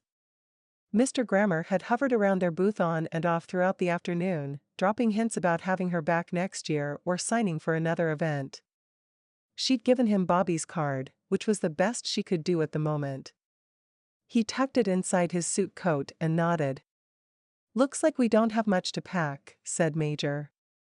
He'd been a real trooper all day long, chatting up the customers and taking their money. He had one of those happy auras that made others open up. They'd tell him about their vacation plans, and he would recommend a certain trail or hike. By the end of the day, Ruby pictured him walking from one end of the state to the other, eating only the fish he caught and granola bars. He put his hands on his lower back and stretched. "Thanks, Ruby. You saved my aching back." Ruby lifted her hands. "All I did was sign stuff." Major put his arm around her and pulled her in for a side hug. "You did much more than that, darlin'. You gave my boy his dream." He kissed her head before releasing her. She grinned up at him, even letting her bottom teeth show, something she'd been trained not to do, but she just couldn't help herself. Major was so much like her daddy. She kicked the carpet. It would have been a lot harder if Sweet Birch gear wasn't so great. She'd started out wanting to show up Brett and his smug little attitude, but after talking with Cash at lunch, her focus changed. She wanted success for him, especially after turning him down for a date. It wasn't that she didn't want to go out with him. The sly glances and little jokes they'd shared were enough to whet her appetite and leave her wanting more. What held her back was her career. Lasting relationships were hard to come by in the biz. So instead of going out with Cash, she'd sold his stock, and people had been happy to buy. She glanced over at Cash, who was listening to Mr. Grammer thank him for bringing in such a big name. "I don't know what you did to convince her to come, but I'm impressed." Cash cleared his throat, his jaw shaking with silent laughter. Ruby coughed to hide the giggles. If only Mr. Grammer knew what she'd put Cash through. Major shook his head. "You're too modest." He drew back and eyed her. "We've got a family barbecue tonight. Why don't you come on by and we'll feed you good?" Cash's ear turned towards them while his eyes were still on Mr. Grammer. "I should probably get back to my sister and check in with my assistant. And..." She glanced down at her crumpled shirt. "Shower. Bring them with you. The more the merrier. I'm gonna be in the doghouse with Grace if I can't convince you." "Well..." Cash shook hands with Mr. Grammer, promised to be in touch for next year's expo, and said goodbye. He joined them, putting his hand on her lower back just like he'd done many times that day. By now, she should be used to the way her joints turned to glop. Should be, but wasn't. Mom makes the best coconut cream pie in the state. Cash's words were a challenge as much as an invitation. "Rematch?" he asked. She rolled her eyes. "How can I say no to that?" "Who is this man?" asked Ruby's mom, Bonnie. Ruby switched the blow dryer to the other hand, flipped her head over, and scrunched the roots to add volume. She wanted that tousled and tangled look so she didn't look like she was trying too hard.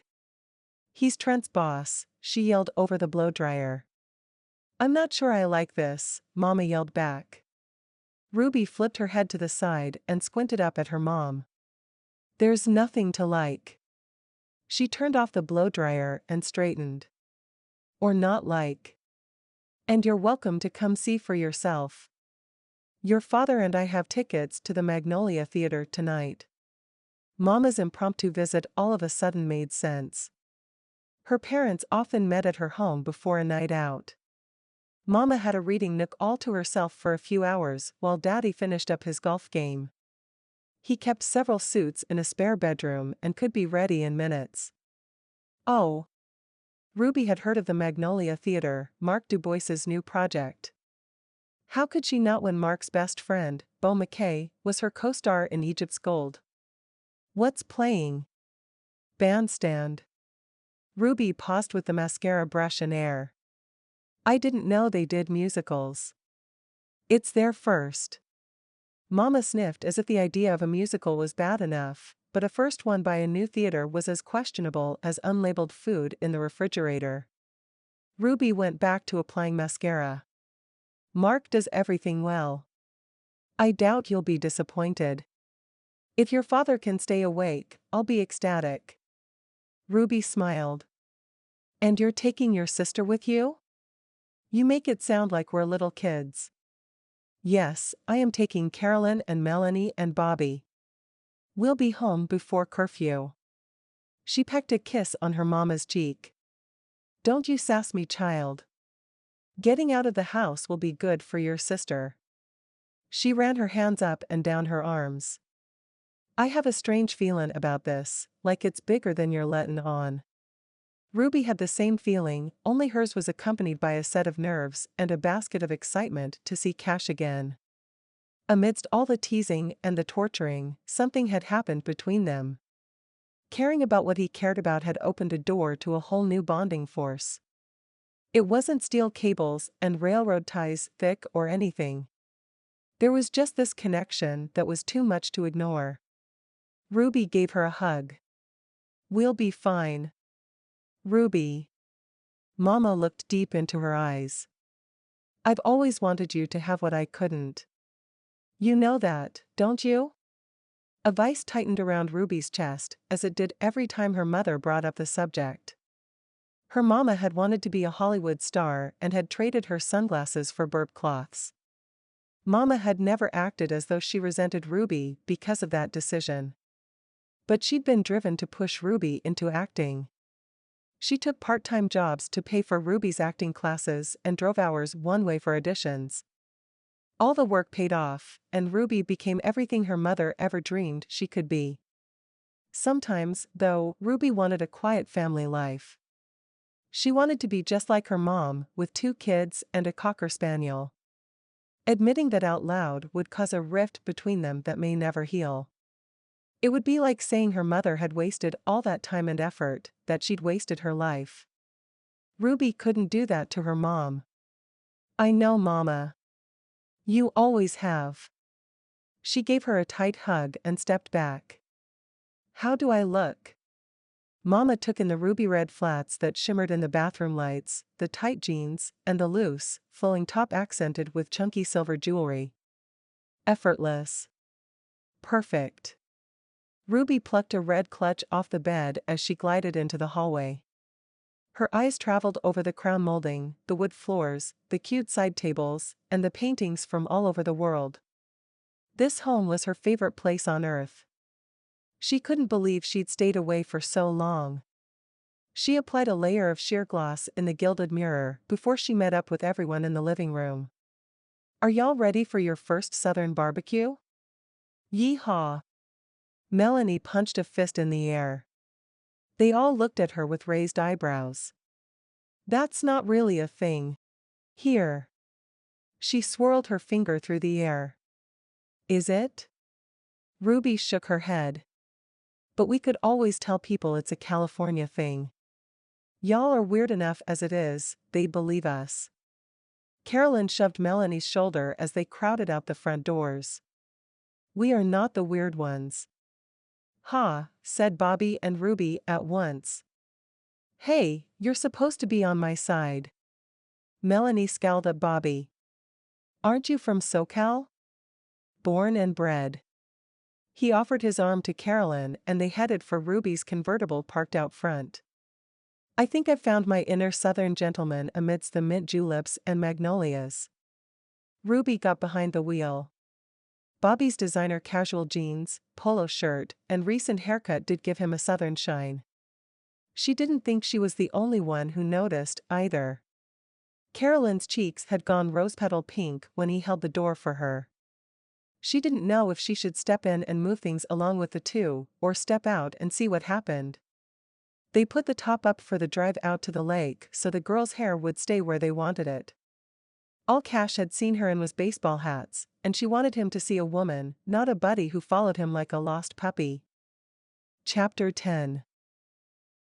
Cash paced in front of the house, his dad sitting on the rocker, a glass of cold lemonade in his hand. Behind the house, the extended family spread out like quilts at a picnic. His nieces and nephews' squeals, voices, and giggles floated over the fence, a family symphony in progress. Uncle Joe, Brett's dad, manned the barbecue. He'd marinated beef, pork, and chicken for 2 days and was darn proud of his recipe. One deep breath of the spice and smoke, and Cash was mighty proud of it too. Brett called and offered his regrets, but he won't be making the party tonight, said Dad. Says his booth was such a success he's got business meetings lined up till Judgment Day. Cash snorted. He'd seen what success really looked like, bare shelves and an inbox full of receipts. Brett's backhanded apology was a dig at Cash. Too bad he wasn't worried. From what Mr. Grammer said, Brett's brilliant fish tank idea didn't come with a drain plug.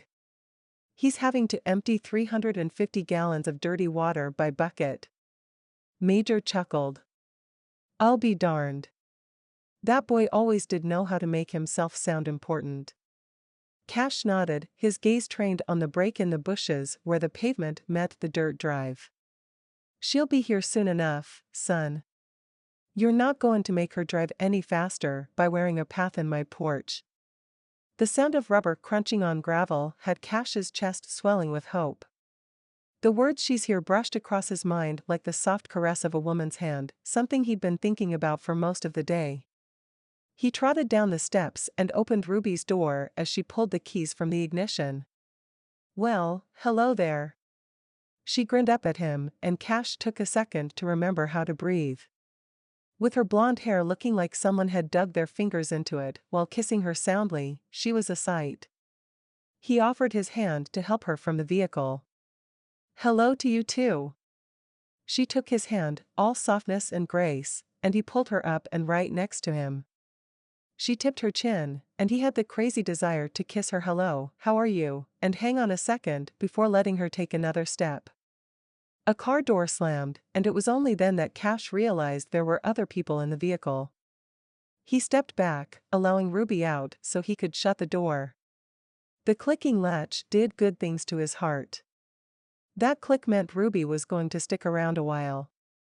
Cash Lowell, this is my sister, Carolyn, my friend, houseguest and agent, Bobby, and my biggest fan and bestest friend, Melanie.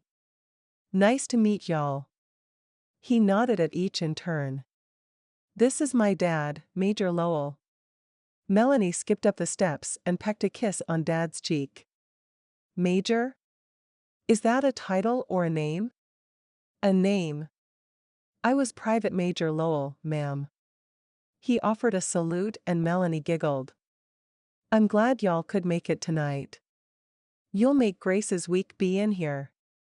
The pleasure's all ours, I assure you, said Bobby.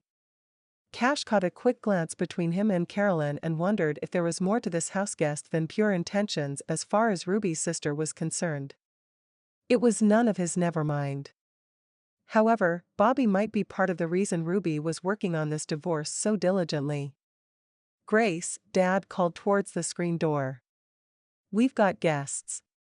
A few seconds passed with Ruby smiling shyly at Cash and Cash running his hand lightly up and down her arm. Something about having her here was right as rain. He was bursting to introduce her around. Not because she was some big-name actress, but because she was here for him and she was amazing. Simply amazing. Or maybe there wasn't anything simple about how amazing she was. He was having a hard time wrapping his head around all the emotions flowing through him at once. Watch out, here comes my mama, he whispered in her ear, enjoying the sweet peach smell of her hair. What he would give to dig his fingers in there and do a complete job of kissing her shiny lips. Her eyes widened slightly just before his mama burst through the front door. Land sakes, Major. Don't make the company stay out here when there's a party going on out back. She leaned inside the house. Mama Rita, you've got to come meet our guests. Grace waved them inside, stopping each one for a hug. Ruby was swept up by the tide of females that flowed in at the announcement of their arrival. Cash stayed as close as he could. He hooked a finger in her belt loop to make sure they weren't separated as his Aunt Heidi linked her elbow and pulled her out to the backyard. She glanced over her shoulder at him, her eyes telling him to come hither. Cash wanted to growl, tug on that loop, and hightail it back to his cabin with Ruby in tow. Hey, y'all, come meet Cash's girlfriend and her friends. What have you been telling them? Ruby whispered in amusement. Bragging about dating an actress? She teased. Nope. Her brow wrinkled. I did mention you can eat 2 pieces of pie in under 45 seconds, though. She elbowed him lightly in the ribs. 1 3/4. You make me sound like a pig. He laughed. Here, have a seat and I'll find you a plate. She relaxed into the cushioned deck chair as 3 of his nieces approached. They looked at her like they were scared to say anything. Ruby waved them closer. Hey y'all. Come on over and keep me company. They giggled and hurried across the redwood. Cash grinned at the sight of Ruby answering 3 questions at once. He shook his head as he moved to the food tables. All he seemed to do was bring this woman plates of food. To her credit, she ate them. He felt like bursting when he pictured her face covered in coconut cream and pie crust. He scanned the yard and found Melanie deep in conversation with Brett's brother, Chet. She was twisting her hair around her finger and had her hip cocked to the side as her eyes roamed over his broad shoulders. He'd been a wrestler in high school and took up boxing in college. Lots of girls looked at him like that. It wasn't often that he looked back though. Not like he was looking right about now. Carolyn was talking to his sisters, Lark and Tracy, who both had babies in their arms. She cupped the back of Tracy's girl and cooed, making her smile. The image Trent had painted of Carolyn being cold and heartless contrasted against the soft tears that fell as she accepted the baby into her arms. His heart went out to the woman. Cash couldn't stand by and let Trent run all over this girl. As soon as he answered his dang phone, he'd have some more answering to do. Bobby, the agent if he remembered correctly, was at the grill with his uncles and dad. The older men were trading fishing stories and Bobby was gobbling them up like a guppy. In no time, they'd have him out on the boat for night fishing. He'd have to warn Bobby about their little pranks before the guy ended up with bait in his pockets. Knowing everyone was settled for the moment, Cash hurried into the kitchen to fix a plate for Ruby. He found his mama and grandma pulling out another bowl of potato salad and frying fresh hush puppies. They stopped talking when he entered the room. I know you've been talking about me, so you might as well say it while I'm here. Goes to show what you know, said Nana. We were talking 'bout your lady friend. Nana, scolded Mama. Cash laughed. Tell it to me straight, Nana. She's a lady and she's got the patience of Job with those youngsters. I like her. Cash kissed Nana on the head, getting an eyeful of the chemicals used for a permanent. He couldn't imagine his Nana with straight hair. She'd always had a halo of silver curls. Well, you'll like her even more when you hear she turned me down for a date this afternoon. What? Mama waved a dish towel. Then what's she doing here? Cash was enjoying the banter. Dad invited her. He popped a sweet pickle in his mouth and shrugged. Truth is, I'm not even sure I want to take her out now. Oh, honey. Mama patted his arm. You're so far gone, you're in Florida. You just haven't realized it yet. Agreed Nana. Cash sagged against the counter and both women chuckled. They packed a plate with potato salad, cornbread, and green beans. Swing by the barbecue and get her some of that smoked chicken. Mama kissed his cheek. Just be yourself. But a little better, added Nana. What's wrong with the regular me? He asked in a panic. Treat her like a princess, Mom patted his chest. Like your princess, added Nana. And be honest with your feelings. Nana tossed her hands up. But don't scare her off. And you'll be fine. Cash's head spun with advice. These two were like a tilt-o-whirl of well-meaning opinions. Thanks ever so much. He tripped out the door, still wondering what was wrong with him and if he'd ever have a shot with Ruby. Chapter 11. As the sun set, the Lowell family began to glow. Well, the land around them began to glow with campfires and tiki torches. The torches are filled with bug repellent. We put them around the perimeter of the yard and behind the food tables to keep the bugs down, explained Grace as she finished lighting the ones on the deck. She nodded towards a group of 6 and under nieces and nephews running around with bubble wands, dripping the sticky, slippery liquid into the fresh-cut grass. Looks like your sister is having a good time. Carolyn ran from container to container, refilling the bowls so the kids could keep going. Bubbles of all sizes drifted through the air, catching the golden firelight and shimmering like fairies. Carolyn's face was just as bright as the bubbles, laughter and peace making her as beautiful as she'd ever been. Ruby let out a sigh and with it, all the stress and worry she'd carried since finding her sister in that hospital bed. She needed this. Thank you so much for having us. My pleasure, darling. Grace patted her shoulder before turning to give directions to Cash and 2 teenaged boys who were setting up 3 ice cream churns. They're gonna make a lot of noise, so let's move them to the side of the house. Cash picked up one of the churns, his muscles doing all sorts of great things, and winked at Ruby. Her heart raced and skipped like one of those bubbles caught on the breeze.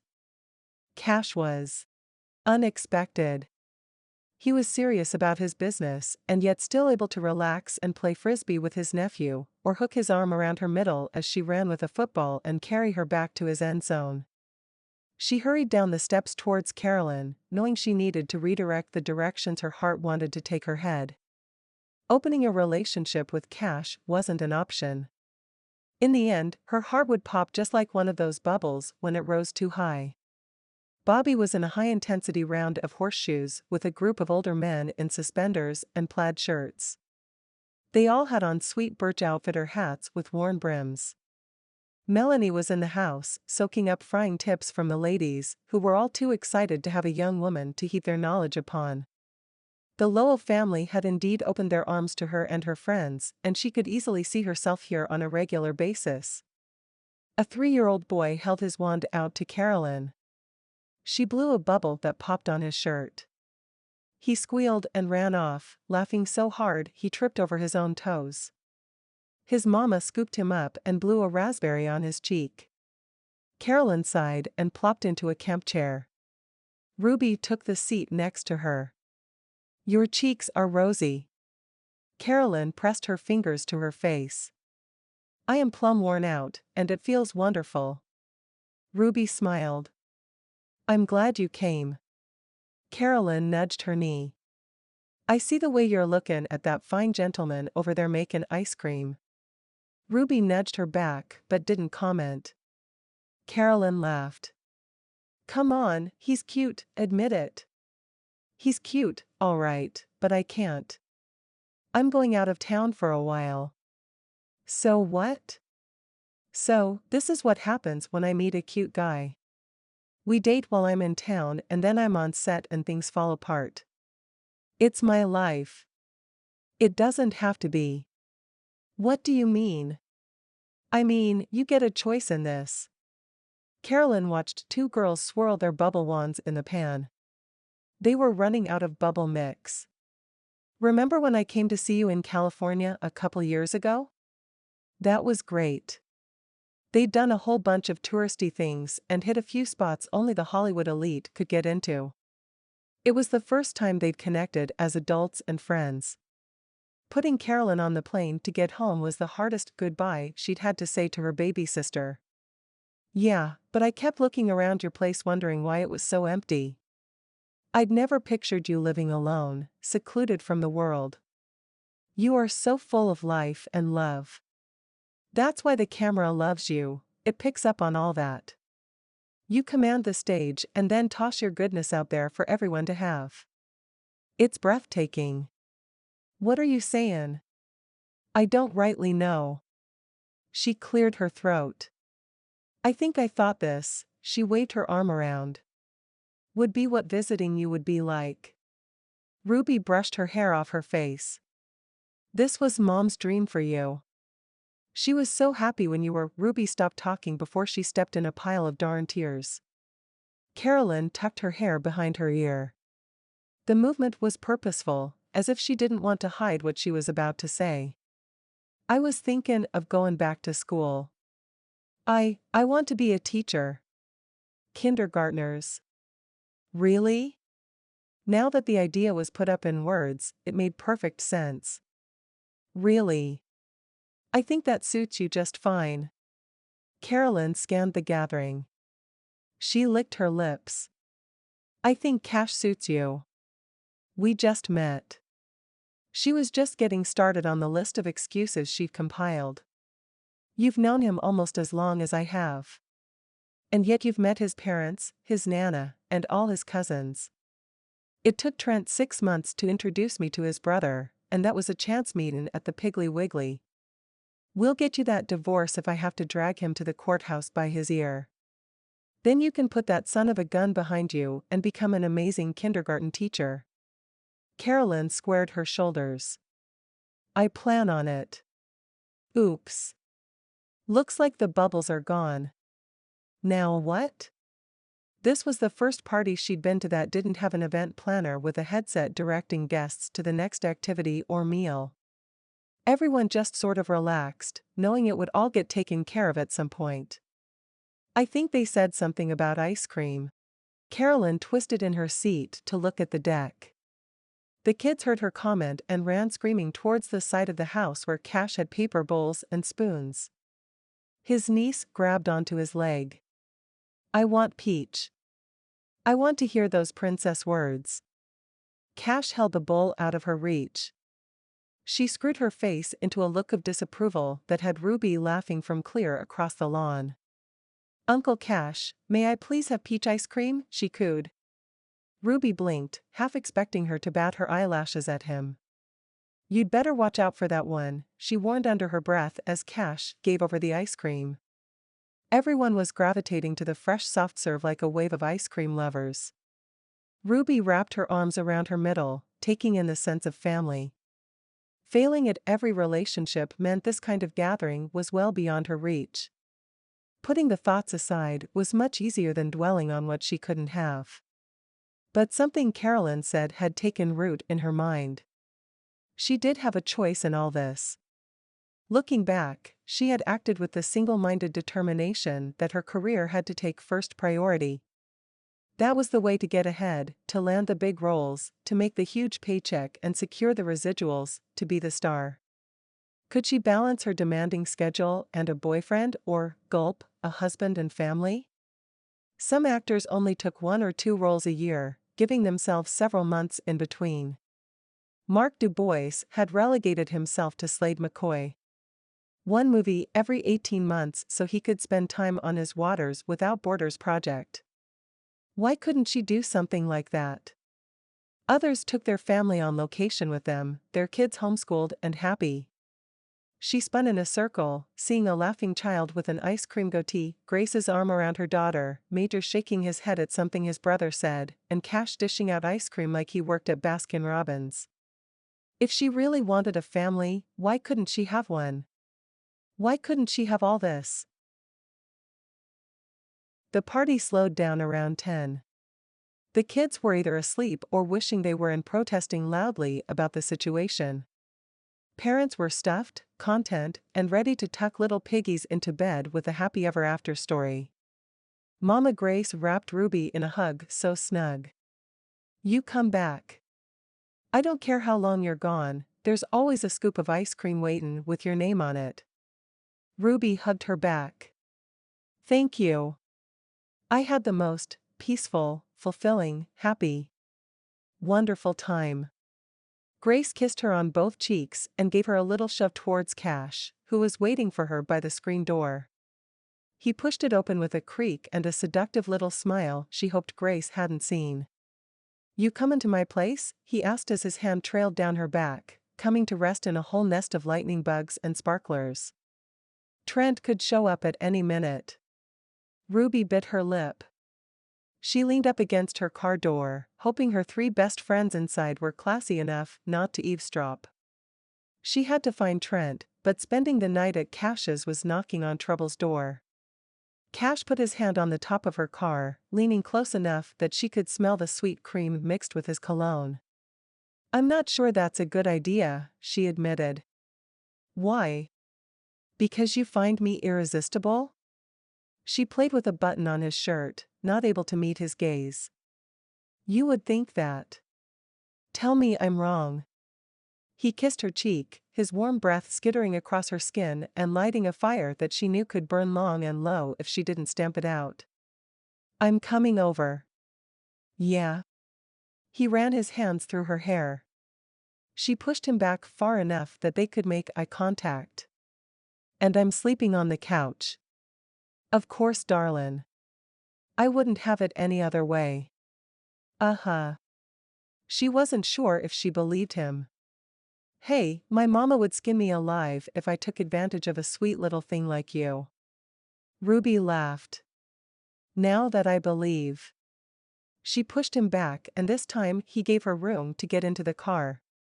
He shut her door with a wink and a wave, and her heart pounded so loud she reached over to turn down the bass on the radio. Ee. Carolyn pounded on the back of Ruby's seat. "Girl." Melanie slapped her arm. Bobby fanned her with a magazine. "Quick, get this girl some water before she self-combusts." "You guys." Ruby swatted Melanie's hands away while maneuvering onto the paved road. "Shut up. He'll be kissin' your lips before the sun goes down."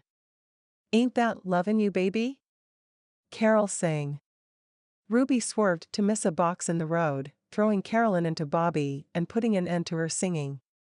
"The sun's already down, sweetie." She smirked at the two of them blushing and trying not to make eye contact in the back seat.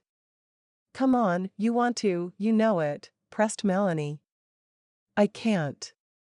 "Can't admit it or can't kiss him?" she asked. "Either or both." "Definitely both." Melanie rolled her eyes. "Fine, but I'm done living vicariously through you." Ruby snorted. "I'm kissing Beau McKay in 3 days. Will that make you happy?" Melanie considered this new information. "Nope. That's a screen kiss. I want the real thing this time." "The real thing won't have cameras to record it for you." Melanie folded her arms and glared out the window. "Killjoy." Ruby huffed. "Sorry, guys. As soon as we corner Trent, I'm headed out. The sooner that happened, the better." She wasn't going to be able to stay strong much longer. Chapter 12. Cash unlocked the front door, grateful the porch light wasn't on. Standing here, with Ruby, on his doorstep was tempting in all the worst ways. Especially since she was coming inside with him. His nerves a jumble and his thoughts going to places they shouldn't, Cash crashed through the door and tripped over carpet. "Sorry," he muttered. "It's fine." Ruby glided in, her arms close to her side. Her diamond-studded gray eyes took in his modest home with interest. She lingered over the painted base mounted above the fireplace and the rustic coffee table he'd made from 2x4s and 1x6s. Cash tried to see it through her eyes, but all he could see was the rumpled sheets Trent left on the couch. He tossed his keys on the shelf by the door and hurried across the room. "Sorry 'bout this. I'll just." He ripped the soiled sheets off the bed and kicked Trent's duffel bag into the coat closet. He pulled a fresh set of sheets off the top shelf. When he turned around, Ruby was right there. "I can help." Her cheeks dusted pink. "I mean, can I help you with that?" Cash breathed in her complicated, intoxicating scent. Sure. Sure. She went to the far end of the couch, catching the end of the sheet and spreading it out across the cushions while he did the same on the other end. Each time their eyes met, fire swept through his veins, urging him to douse the flames with a good-night kiss that lasted until the sun came up. He held his breath, hoping to smother the need to be near her. Backing up, he clamped his hand around his bedroom door knob, anchoring his body in place. The bathroom is there. He tipped his head toward the open door. Kitchen's that way. He continued the directions with a nod of his head. And there's an extra blanket in that chest in the corner if you're cold. Images of wrapping up in said blanket on the front porch swing with Ruby in his arms had him digging his fingers into the wood even as he leaned forward. Ruby took a step his way. "Good night," he blurted. She stopped. "Night." Cash closed his door and sagged against it, his muscles giving way as if he'd run a dozen miles. Was he proud of himself? Yes. Was he content? Not at all. With determination, he settled into his queen-sized bed, where he proceeded to toss and turn. Every squeak of the couch cushions and rustle of the blankets made its way through his too-thin door. He dug his fingers into his hair, cursing the builder and his cheap doors. When he'd finally dozed into a restless sleep, he was seized from slumber by a scream and a curse. Running pell-mell, he smacked into his closed door before yanking it open to find Ruby on one end of the couch, clutching the blanket to her chest, and Trent standing over her. He yanked Trent back by the shoulder. "What are you doing?" "I'm trying to go to bed, but there's a monster in it." He laughed at his own joke. Cash shook his head. "Ruby, I believe you know Trent." "Trent, Ruby. I know who she is," he ground out. "What's she doing in my bed?" "It's not a bed. It's a couch," snapped Ruby. "If you had any class at all, you'd know the difference." "Fine. My couch," he shot back, pounding his chest. Ruby opened her mouth, but Cash jumped in. "Actually, it's my couch." They both snapped their lips shut. Cash folded his arms. "Trent, are you still in love with Carolyn?" "No." "What?" "Why?" "Because that's the only decent reason for not signing the divorce papers." Cash let out a sigh. "It's time, man. Let her go." Ruby scrambled to her feet, clutching the blanket around her thin shoulders. Her hair was knotted in the back, sticking up and out like a nest. For a brief moment, he wondered if she'd been listening through the walls, aggravated that he was near and yet not near enough. She dug into her purse on the side of the couch and pulled out an envelope. She slid the legal documents out and found a pen. "Here." The lawyer marked them with idiot-proof tabs. "Sign by the red." Trent stormed towards the door. "I ain't signin'." Cash dogged around him, blocking the way. Ruby threw aside the blanket and jumped to her feet. "Trent." "What? You think I'm letting her pound me for hospital bills? I wasn't the one who lost a baby. That's on her." Ruby's face turned white and then filled up like a canning jar of tomato juice. "She miscarried, you idiot. And it darn near killed her. It darn near killed us all." Cash nearly broke at the pain cutting through Ruby's soul. "'Cept you," she continued. "You ran off and found the first barstool that would have you and never looked back. Well, she's over you now, so get it into that thick head of yours, you're out of the family." Having said her piece, Ruby snatched up her purse and crammed the papers into it. She slung the bag over her shoulder. "I've tried to do this the nice way, but if you won't sign, we'll file without you." "You can't do that." Trent's voice was low and threatening. "And why not?" "Because I'll countersue and take you for all you're worth." "Police, you have no claim on me." "Don't I?" "Then why are you following me around like a ghost?" Why can't you just leave me be? Cash's blood ran cold. Ruby had a heart the size of Texas. She'd do anything for her family, even give up her fortune, if that's what it took.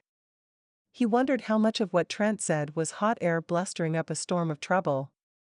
I found me an attorney that will work for a percentage of what I get, and he's mighty greedy. Trent stepped back, slouching.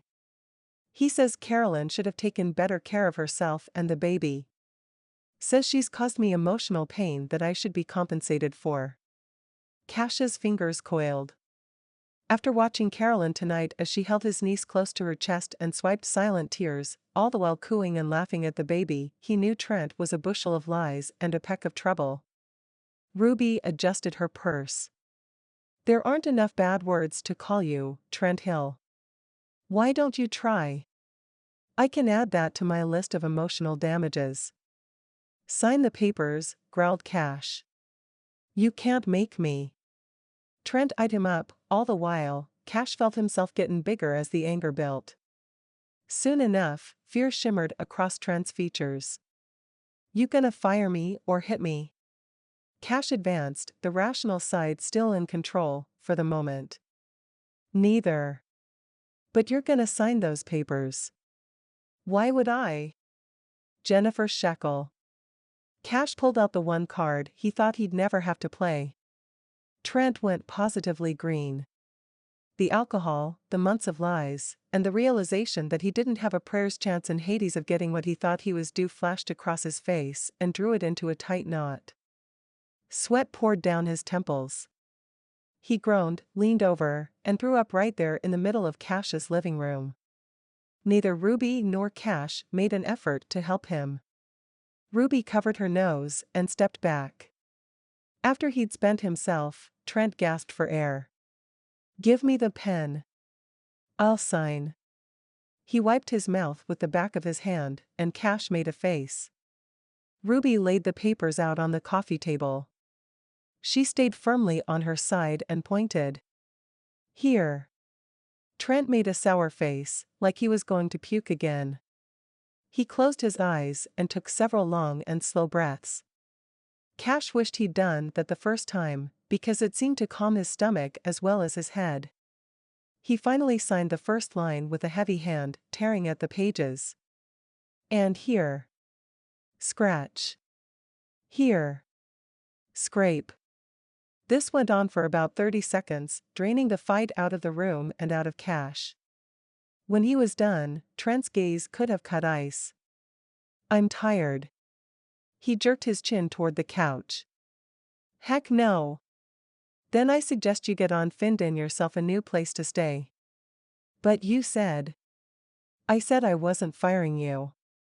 I didn't say I was going to let you sleep under my roof ever again. Where am I supposed to go? Cash opened the entryway closet and pulled out Trent's duffel bag. He tossed it, hard, at Trent's chest. Don't care. Trent caught it, his arms flexed and his shoulders cocked. Well, don't expect me at work on Monday, you just lost yourself an employee. I'll make a note of it. Cash opened the door. See you later, Trent. Trent grunted. He threw his bag across his back and stomped out, filling the front yard with naughty words. Cash slammed the door behind him. He was immediately assaulted with the stench Trent left behind and hurried to open the screen door. Ruby kissed the divorce papers. Good riddance to bad rubbish, as my mama would say. Cash shook his head. That was not what he expected. He'd listened to Trent tell a bold-faced lie and he'd been suckered right in. I had no idea, Ruby. I should have, but I. Ruby tucked the papers in her purse and patted it. You want to believe the best in people. I get it. Cash checked the clock. It's 4:30. Ruby stretched her arms out to the side. She was lighter, free, now that Trent was taken care of. He hadn't seen the weight of the burden on her shoulders until it was gone. You headed back to sleep? Do you want me to clear out? Cash looked at the mess on the floor and then quickly away, gagging. Ruby giggled. I've been cleaning up Trent's mess for months. I'm not cleaning up that. A brilliant idea filled his head. You know what I really want to do? What? I want to go fishing. He held out his hand. Wanna come? At 4:30 in the morning? She asked, aghast. Her astonishment didn't stop her from slipping her hand into his though. He picked up her overnight bag and steered her towards the bathroom. The way I figure it, it's fish o'clock somewhere. She gave him a quizzical look. Fish o'clock? Best time to catch a fish. Cash. He squinted. You have somewhere else you need to be at fish o'clock? She shook her head, her lips fighting a smile. Then get dressed. I'll call a cleaning crew for this mess and hook up the boat. He shut her in the bathroom and hurried into his room, where he changed quickly. With the papers signed, he was on borrowed time with Ruby. He needed to convince her to give them a chance, to at least throw in her hook. The way he saw it, love was like fishing. When it's good, it's so good. He wanted things good with him and Ruby. Together, they'd accomplished a lot, had a great time doing it, well, once she quit annoying him. Really, though, if he'd had to deal with Trent's crap, he would have annoyed people too. If fresh love was so good, then mellow love, the kind that came from years of weathering storms, was the best thing in the world. All he wanted was a chance to cast in, and he was going to make that chance happen. Chapter 13. Ruby hugged her knees to her chest as the boat cut through the glassy water. It had taken a while to get to the put-in and unload the boat. Cash was pretty handy at doing it all himself, yet he insisted on showing her how everything was done, talking a mile a minute and constantly touching her hand, her shoulder, her elbow, her side. It was almost as if he was worried that if he stopped talking she'd disappear, which was super sweet. With the motor going, conversation was difficult at best and he'd quieted down. Or maybe it was being out here on the water, with the line between the stars and the lake blurred. She could see the sky mirrored on the surface, rippling as they cut through the silver-lined clouds and constellations. Once they were far from shore and floating in a world all their own, Cash cut the engine and dropped anchor. He lifted a cushion, revealing several fishing poles and a tackle box. Ruby was happy just to watch. She'd never fished before, as evidenced by her wedge shoes and draped top, which she gathered were not regular fishing clothes. Cash had a different idea. I'll bait your first one to show you how, but you'll have to do your own if you want to really learn how to fish. He hardly looked at her as he spoke and he didn't hold still for longer than a second. Cash. She put her hand on his arm. What are we doing out here, really? He dug a small ball of some yellow-green paste from a jar and pressed it around the hook. Procrastifishin'. Pro what? Goin' fishing when we should be doing something else. Procrastifishin'. She slowly smiled. Leaning back, she hooked her elbows on the edge of the boat. Looks like you've got this down. Do you procrastifish much? He finally looked at her. This is my first time. And what are you procrastinating? Saying goodbye to a pretty girl. He stood up and cast his line. There was a whirling sound as the line fed out, and then a plop. Cash stayed standing. I'm just not quite ready to let her go. Ruby slipped off her shoes, stretched her legs across the bench seat, and leaned back into the cushions. Does she look ready to leave? His eyes roamed over her and he smiled. Nope. Picking up her feet, he set them on his lap and settled in. Bending forward, he pulled a blanket out from under their chairs. Here. Why don't you get some shut-eye? Ruby accepted the fleece-lined quilt. You're a smart man, Cash Lowell. Cash threw one arm across the side of the boat, holding his fishing pole with the other. She liked the way he was comfortable right there in his seat and in the middle of a lake. Spreading the blanket over her and him, she got cozy, though she didn't think she could sleep. Who was that girl? Jennifer? The one you mentioned that made Trent go all exorcist on us. Cash scratched his beard. Well now, that story doesn't paint me in the best light either. I'm not sure how I feel about sharing it. Ruby bit her lip. I'm not sure I want to hear something that would change my opinion about you. Again. Again? Well, you know. She ran her hand down the blanket. It took some doin' to get it where it is now. Hey. He tickled her feet, making her squirm and squeak. You'll scare the fish away. She pulled the blanket up over the bottom half of her face and gasped for air. In my defense, gasp. You were harboring Trent. He released her feet, tucked the blanket around her legs, and settled with his hands on her calf, tracing little circles. A lapse in judgment, to be sure. She smiled, relaxing into the corner and letting croaking frogs and rustling feathers fill in the quiet. After a bit, Cash scrubbed at his cheek and said, "All right. You have to take into account that we were juniors in high school, 17, and basically stupid." Duly noted.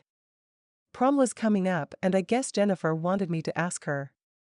She'd been flirting something fierce for a couple weeks, but I didn't reciprocate. Oh. Ruby perked up a little, wondering what this girl had done that shut Cash off. Why not? She wasn't my type. You have a type? He gave her a half grin but didn't answer. I guess she was getting desperate and decided to make a big gesture. He adjusted in his seat and shook his head. She hid in my truck after a basketball game, topless. Ruby's jaw dropped. She did not. Cash shifted and cleared his throat. Unfortunately, she did. Ruby laughed. You poor thing. What did you do when you found her? See, that's the thing. I didn't find her first, Trent did. Oh no. Ruby covered her eyes. She didn't seem too upset about it, 'cause when Coach finally let us out, I found the two of them with a lot less on than their shirts. Oh, ew. Trent was going with the head cheerleader at the time and swore me to secrecy. Jennifer disappeared 2 months later.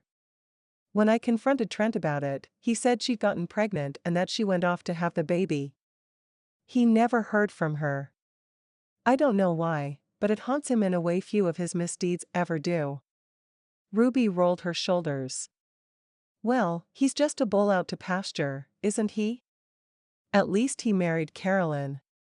He scratched the back of his neck. I thought he'd changed. He should have. How come you think you look bad in all this? He swallowed. Because if I'd been kinder to Jennifer and asked her to the stupid dance, she never would have gotten tangled up with Trent. She made her choices, and you need to make peace with yours. One cheek lifted in a sexy little teasing smile that had Ruby's heart skimming across the water. Look who's bein' all sage and wisdom now. Ruby shook her head. It's not like that. It's a lesson I'm always learning. Like with Carolyn. It was her decision to marry Trent. I didn't like him from the get-go, but I kept my mouth shut, respecting her right to choose the guy she wants to be with. What if I'd said what I was thinking? What if I was supposed to say something and I didn't? I'm still working through all that. Cash's hand stilled on her leg. Do you think there's hope for us? Always. There's always hope. Do you think there's hope for Trent? Ruby sucked in. The part of me that loves Jesus says yes. But. He winked. Let's just leave it at that. He chuckled. Ruby looked around. The sky was lighter. Any second the sun was going to wink over the horizon and light this lake on fire. She snuggled down further. I don't know as I've ever felt this content. Yeah. His hand began to trail up and down her calf again. I don't relax, it's not in my nature. And if someone is watching me, I have an audience. But I don't feel that pressure out here. So what am I? The curiosity in his voice was inviting and attractive. "You're someone I don't have to act around." She brought her hand down on his shoulder. His heat surged through the thin fabric and spread up her arm and across her chest. "So this is the real you? The you no one else sees?" "Yep. Pretty boring, right?" His hand moved to her waist and he leaned over her. Ruby adjusted to make room for him, her pulse thrumming in her ears. "Are you bored?" he asked, trailing his fingers down her cheek. "Nope," she whispered. She was so not bored. If anything, she was on high alert. Every place they touched tingled with happiness. She ran her hands down his cheeks, feeling his soft whiskers against her palm, and giggled. "Me neither." He pressed his lips to hers, and it was like 1,000 spotlights lit up her world. She could tell he was holding back, being a gentleman, and she was having none of that. Sliding her fingers around his neck, she pulled him closer and let him deepen the kiss. Between happy sighs and pulses of joy, he kissed her more thoroughly than she'd ever been kissed in her life. His lips were firm and confident, warm and loving as they trailed down her neck and back up to a soft spot under her ear. Giggling, because his beard tickled and he seemed to find all her sensitive places, she leaned into him. When she opened her eyes, she realized the sun had come up. The brightness made her blink. Cash was kissing her neck and she was having a hard time concentrating. "Cash? I'm leaving," she whispered. "Not likely, we're at anchor," he half growled. "No," she laughed. Relaxing her hold so he could pull back and look her in the eye, she met his gaze. "I'm flying out tomorrow. I'll be gone for 3 weeks.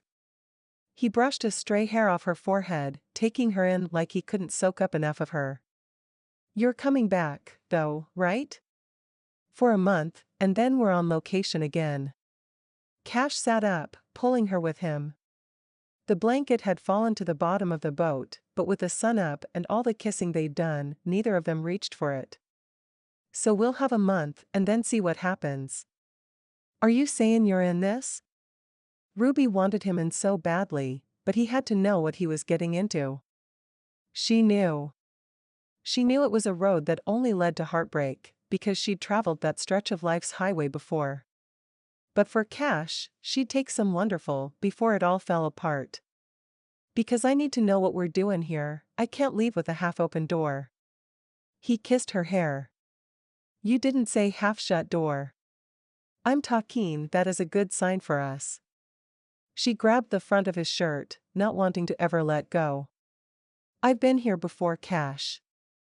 Guys love having Rubi Walsh on their arm for parties, but when I actually have to work, the novelty wears off quickly.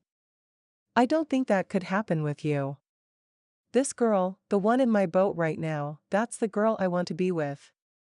Not the actress on the big screen. I just want a fishing buddy, my buddy." He nuzzled her neck. She laughed in relief. "I'm a terrible fishing buddy. We haven't caught a thing. You know what they say, a bad day fishing is better than a good day at work. If this is what fishing is like." She kissed him. "Then I think I could learn to like it. I've never used this particular technique." He returned her kisses. "But I could get used to it too." "So we're giving this a try?" she asked. "I'm already trying." Ruby pressed his cheeks with her palms and kissed him soundly. Her heart begged him to be strong enough to handle the separation, and smart enough to trust her while she was away, and faithful enough to be trustworthy. Chapter 14. Ruby rubbed her hands up and down the dry skin on her arms. Utah was definitely a desert state. She hadn't been out of the airport more than 30 minutes before her skin tightened and pulled as the moisture was sapped from her pores. Her mouth was constantly dry and her fingernails were splitting something fierce.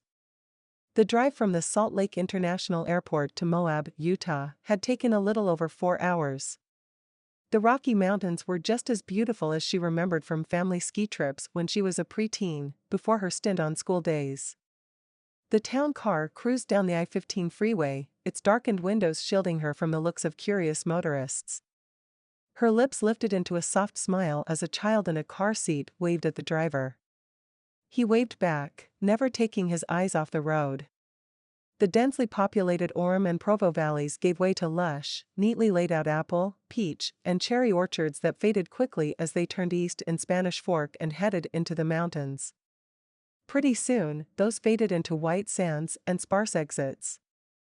Signs indicated pioneer trails, and Ruby huddled into her seat, admiring the courage it took to cross this barren land with nothing but a wagon tarp for protection. The white sands mingled with red earth, and soon she was in red rock country, where the wind carved mountains into monuments. Her arrival on set created a devil of commotion. Assistants and assistants to assistants barked orders and offered her everything from a hot meal to a cool drink of water. She accepted the water with gratitude, her throat scratching with unfamiliar desert pollen. Amidst the chaos of learning the set and settling into her trailer, she found herself thinking of Cash and his smooth talkin', soft touchin', Southern Levin style accompanied by his lip-burnin' kisses. She missed him. Already. Which was dumb. And crazy. And the best thing that had happened to her in a long time. Having Cash in her thoughts was like tasting semi-sweet chocolate. There was a hint of bitter because he wasn't here, but sweet because her heart would flutter at the memory of being on his boat, and she'd giggle right out loud as she lay in bed with the windows open to let in the cool night air and thought of his fishing phrases and terms. Procrasti-fishing. Really? She giggled again. Her phone said it was much too late to call him, considering the time difference, so she plugged it in and tried to get some sleep. The first day on set went well. Something came alive in Ruby as she stepped on set in her full costume. Something she hadn't felt in a very long time. Excitement. The feeling tingled in her toes and put bounce in her step. She hopped up into her chair, the one with her name on the back, and opened the script for a last perusal. Bo, her co-star, was in makeup. He turned out to be a fun guy, a friend type of guy. Never having had a brother, Ruby couldn't make that comparison, but if she were to pick someone for the role, Bo McKay would fill in nicely. Cindy, the owner of Night Studios, stopped by as Ruby was waiting for her call. She gave Ruby a tentative hug, mindful of her costume and the hair extension that cascaded down her back. "I'm so glad you made it. How was the flight?" "Smooth." Ruby's eyes danced across the scene, taking in the cameraman, the lights, the camels, and the horses already shiny with sweat. They were filming the moment when their desert guide turned on them, stole the map to the treasure, and left them to die. It would take the better part of a week to get all that on film. Some of the work had been done before she arrived, using a stand-in. Of course, the panoramic images were completed before the other actors arrived several weeks ago. Sprinkled over the top of all of that, like fairy dust, was a sense of movie magic. "Cindy, this project is something special. I am so happy to be a part of what's happening with the studio." Cindy pressed her fingers to her lips and blinked rapidly. "Thank you. That means a lot to me." "Ruby," said Tanya, a production assistant. "They're ready for you." "I'm coming." Ruby grinned. There was nothing like the sense of anticipation that accompanied the first time the director called action. "Here." Tanya handed Ruby a small canning jar with a cream inside. "Try this. It's got olive oil, vitamin E, and almond oil to help keep you moisturized, and a little beeswax to act as a barrier and hold it all in. It sounds heavenly." Ruby unscrewed the top and used her finger to scoop out some of the thick mixture. Her first day on set had gone well, and she'd shed her extensions and exchanged her costume for a pair of soccer shorts and a t-shirt. The makeup artist had offered to peel away the fake lashes, but she told him to leave the rest, she'd wash it off in the shower. Who makes it? If it worked well, and judging by Tanya's beautiful olive-toned skin it did, then she'd buy enough to fill a bathtub. "I do." My mom's into all this natural stuff and she has a recipe for everything from laundry soap to conditioner. I'm not as intense as she is, but I really like the lotion.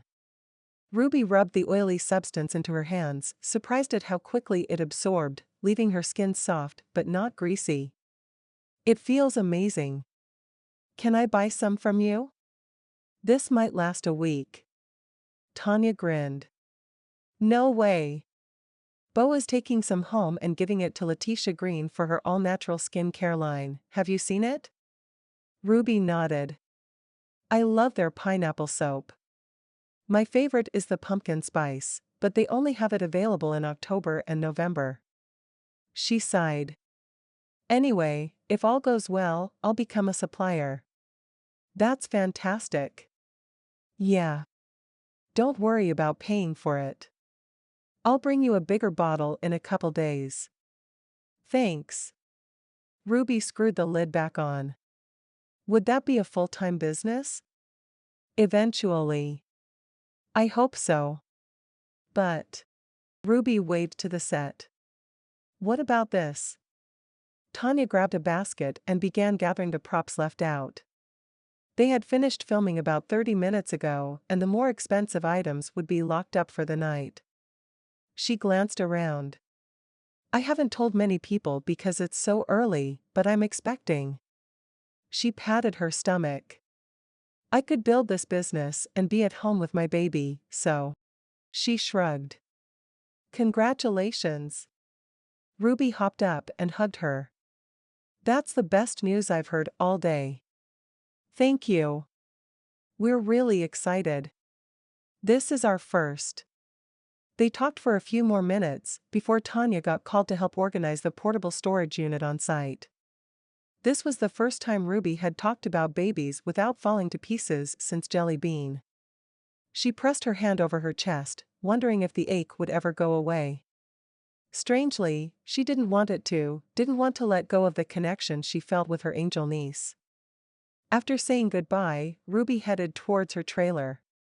She was looking forward to shedding the layer of fine sand that had accumulated just about everywhere on her body during filming and slathering the new lotion all over. Her phone dinged a text and she snatched it from her back pocket. "Wanna go fishing?" asked Cash. She couldn't help but smile. Memories of their time on the lake, the soft kisses, the words that caressed her soul, and the pure bliss were still so fresh that she could take them out and look at them whenever she chose. Sometimes, they even popped up when she wasn't expecting them. Those were the best. Don't you mean, procrastifishing? It is 5:30 p.m. Ruby giggled. Don't tell me, it's an Avengers meme, joked Beau McKay as he sidled up next to her.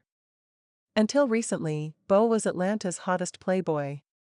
In an interview last week, he said he'd laid eyes on Cindy Knight and knew there was only one woman in the world for him. An inside joke. Ruby hugged her phone to her chest, wishing she could just hug the man instead. Really? Beau cocked an eyebrow. Are you joking with anyone I know? Ruby laughed. I doubt it. What's going on? Asked Cindy as she slipped her arm around Beau's waist.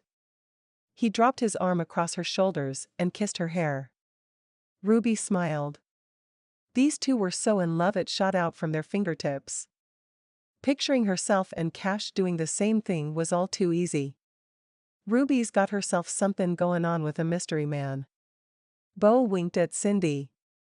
Oh, stop teasing her. Cindy gave him a little shove. He might look like an old bear, but he's a big old romantic at heart. Beau scowled. I take offense to that. What? Asked Ruby. To being a romantic? No, to being called old.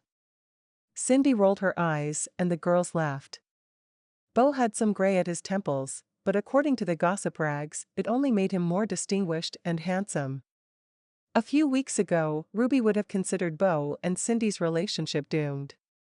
At some point, they wouldn't be working on the same project and time and distance would come between them. Watching them now, she decided that if anyone had a chance at making a power couple marriage work, it would be these two. They arrived at her trailer and she stepped up to the door. "Are you okay?" asked Cindy. "You got kind of quiet there." She leaned against Beau, one hand on his chest as if it was the most comfortable place in the world. "Aren't you guys the least bit worried about what your careers will do to you two, your relationship?" "I'm sorry."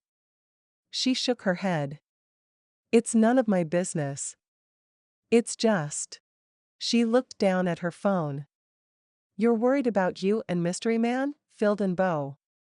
"Well, they say history is bound to repeat itself and my dating past hasn't been all that great." She wanted to kick herself after opening her big fat mouth. Beau had been married several times, and each one blew up in a mess of paparazzi and court dates. She hadn't meant to throw that in their faces, especially when they were on the newer side of their romance. Cindy looked up at Beau, her eyes telling him to answer for them. "We have ground rules. I don't know if it's normal for other couples, but we needed to make sure our relationship maintains a high level of priority for both of us." Cindy nodded. "The first rule is that we don't spend more than 3 weeks apart and we don't go more than 36 hours without a phone conversation." "Not a text, but a conversation." Beau nodded. "We've also agreed that when we have kids, we'll stagger our assignments so that one of us is always home with the children and able to travel to meet the other one on location." "You guys have talked about kids?" Ruby's eyes got wide. That's. She was going to say crazy. After all, they'd been dating less than 3 months. Beau nodded. "Kids. Marriage. Debt. Mortgages. Religion. Politics. All of it." Ruby didn't know what to say. Cindy smiled. "Don't let it scare you, Ruby. If he's the guy, he won't run away." Ruby shook her head. "What if I run away?" "Then you're not the one," replied Beau. He gave her a small wave before turning the two of them towards the bluff. They were probably going to go up there and count stars and share treasured moments together. "Night." "Good night." Ruby also waved. She stepped down and turned her eyes to the darkening sky where stars winked hello. They were filming in southern Utah, Red Rock Country, where the sand was fine and the sky was vast. Her phone dinged another text.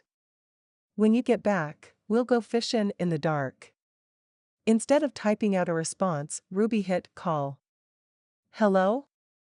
Hearing Cash's voice was like stepping into a warm bath. "I thought we already went fishin' in the dark." She grinned as she opened the door and stepped into her trailer. "Fishin' in the dark starts at sunset, not sunrise." She tossed her free hand in the air. "You mean you've been holding out on me, Cash Lowell? A real fisherman knows which bait to use." "And you're bitin' me?" "All day long, darlin'." "Is it working?" Ruby laughed, tucking the phone between her shoulder and her cheek. "I called you, didn't I?" "Yes, you did." She could see the smile play at his lips and desperately wanted to kiss him. Her chest constricted with the need. She gripped the couch cushion. Oh man, she was in so much trouble. Maybe this time apart was a good thing. Cash could easily overwhelm her world. "Do you want kids?" she blurted. There was a pause. A pause she was sure would lead to the awkward "I've got to go." She held her breath. "It's better if he runs now." "Yeah." His voice was quiet, almost like he was afraid he'd scare her away. "You saw my family. I want to be a dad one day." "One day?" He chuckled. "Well, not tomorrow. But someday." She nodded, even though he couldn't see it. "Someday is good." "Yeah. Yeah." Settling back, she took a deep breath. "Your turn. Ask me something. How do you know someone loves you?" It was her turn to pause. I don't know what you mean." He laughed. "What makes you feel loved?" Her heart pounded so hard she thought it might just explode. This whole talking about everything was scary. Why hadn't Bo and Cindy told her it was scary? Jerks. I think I feel it in a touch. Like when Carolyn grabbed onto me at the hospital after she'd lost the baby. I just knew that she loved me enough to share her grief. Does that make sense? Does that mean you don't like flowers? Who doesn't like flowers? Ruby teased. But if I have a fight with someone and they buy me a present, I feel like they are trying to buy me off, not like they're really sorry. Got ya. Your turn. What makes you feel loved? That's easy. If someone goes fishing with me, I totally feel loved. Ruby giggled. You read quite a lot into a girl wanting to soak up some Sunday. If that's all she'd been doing, I might believe you. You are not allowed to make me blush without being here to see it. I wish I was there. Me too, she whispered. Even though she was saying the biggest thing in her heart, she wasn't as nervous as she had been when she called. They talked for a while longer, about much less important things, before hanging up. Ruby tossed her phone on the counter and threw herself back on the small couch with a sigh. She'd shared more with Cash in that one conversation than she had with anyone else in all her past relationships, and she was all warm and gooey inside. With a bounce in her step that shook the whole trailer, she made her way to the shower. Chapter 15. 5 days had passed since Ruby flew to Utah. Cash taped up the flat rate box and grinned. He and Ruby had fallen asleep last night with their phones on. Siri had informed him that the call had ended and he jerked awake, his earlier concerns flooding back as if his boat was sinking. Ruby wasn't happy. There was this note in her voice that he could hear even though she tried to hide it with funny stories and so many questions. He could just tell that something was wrong. It sounded like she was homesick. When he asked her about it, she brushed off his concerns and hurried to end the call. With the bright light of morning flooding his room, he'd had an idea and hoped it would help her feel better. He drove to the store, picking out something that was inexpensive yet had some meaning between them. A moment of doubt hit him as he handed over the $5. Ruby could easily buy herself whatever she wanted, this small trinket may make him look the fool. He considered what was in the bag as he made his way to the post office. If she didn't like his little gift, then she didn't like it. But if Ruby was the type of person he thought she was, then an inexpensive but well-thought-out surprise was the way to go. He looked up the address for Night Studios and printed it carefully on the packing slip. Then he waited in line. There were several post office workers behind the counter, pressed and dressed in their light blue shirts and shiny name tags. One spot opened and he hurried to the counter. Anything perishable? Asked the large man. Just my heart. Cash had never been in this position before, where he was aching to make someone else happy. He both loved and enjoyed the sensation. No. That'll be $11.34. He put his card in the reader and waited for the chip to scan or whatever it did. Then he signed the slip and was out the door. Daydreaming about the look on Ruby's face when she got the package, he headed out to the warehouse. As much as he hated to admit it, right now, not having a girlfriend in the state was probably a good thing. Ruby already took up too much space in his head and he was barely keeping up on orders as it was. His first priority when he hit the office would be to post a help wanted ad online in the Atlanta News. His second priority would be to get every single thing done and get ahead so that when she got back in town, he could soak her up like an afternoon of summer sunshine. Chapter 16. Ruby. Package, called Tanya. This far into a remote filming expedition, the cast and crew gelled together. Last night, while waiting for dinner, they played an impromptu game of wiffle ball. Even the guys over the animals had joined in, trying their best to tag Bo out before he made it home. He was such a braggart that they relished beating him in the back with the ball, which was apparently legal in pickup wiffle ball games. I'm coming. Ruby jogged over from her chair in the shade where she'd taken refuge from the heat while Bo and Chad Wilkinson walked through a fight scene. They'd rehearsed it several times and were down to refinements for camera angles. The work was tedious at best. However, she didn't want to go back to her trailer and sit alone, even if it meant air conditioning. If she was alone, she'd miss Atlanta, she'd miss her house, she'd miss her sister, and she'd especially miss Cash, who was at work. Thanks. She took the box back to her seat. The label said Night Studios, and she wondered what she'd forgotten. Nice of them to ship it all the way out here. She smiled as she pulled off the clear tape. Inside was a bubble set, like the ones the Lowell kids were playing with at the lawn party. On top was a note. Have a little fun today. Cash. Ruby's heart melted right there. She giggled and then attacked the plastic wrap, assembling the wand in no time. Searching the area, she found a spot out of the way, yet close enough she could hear her call. She poured the bubbles into the little pan that came with the kit and dipped the wand. Closing her eyes, she pictured the emerald green grass and listened for the sound of children's laughter to float all the way from Atlanta on the breeze. Standing, she twirled, holding the wand out to the side and creating 50 bubbles at once. She did it again and again, stopping to watch the rainbows that danced on the clear surfaces as the orbs floated up and popped against the red cliff. She found a playlist and put in her earbuds and danced in the sunset with bubbles all around. When the song was over, she turned to find Cindy holding up her phone, taking pictures. "They're just for you, don't worry."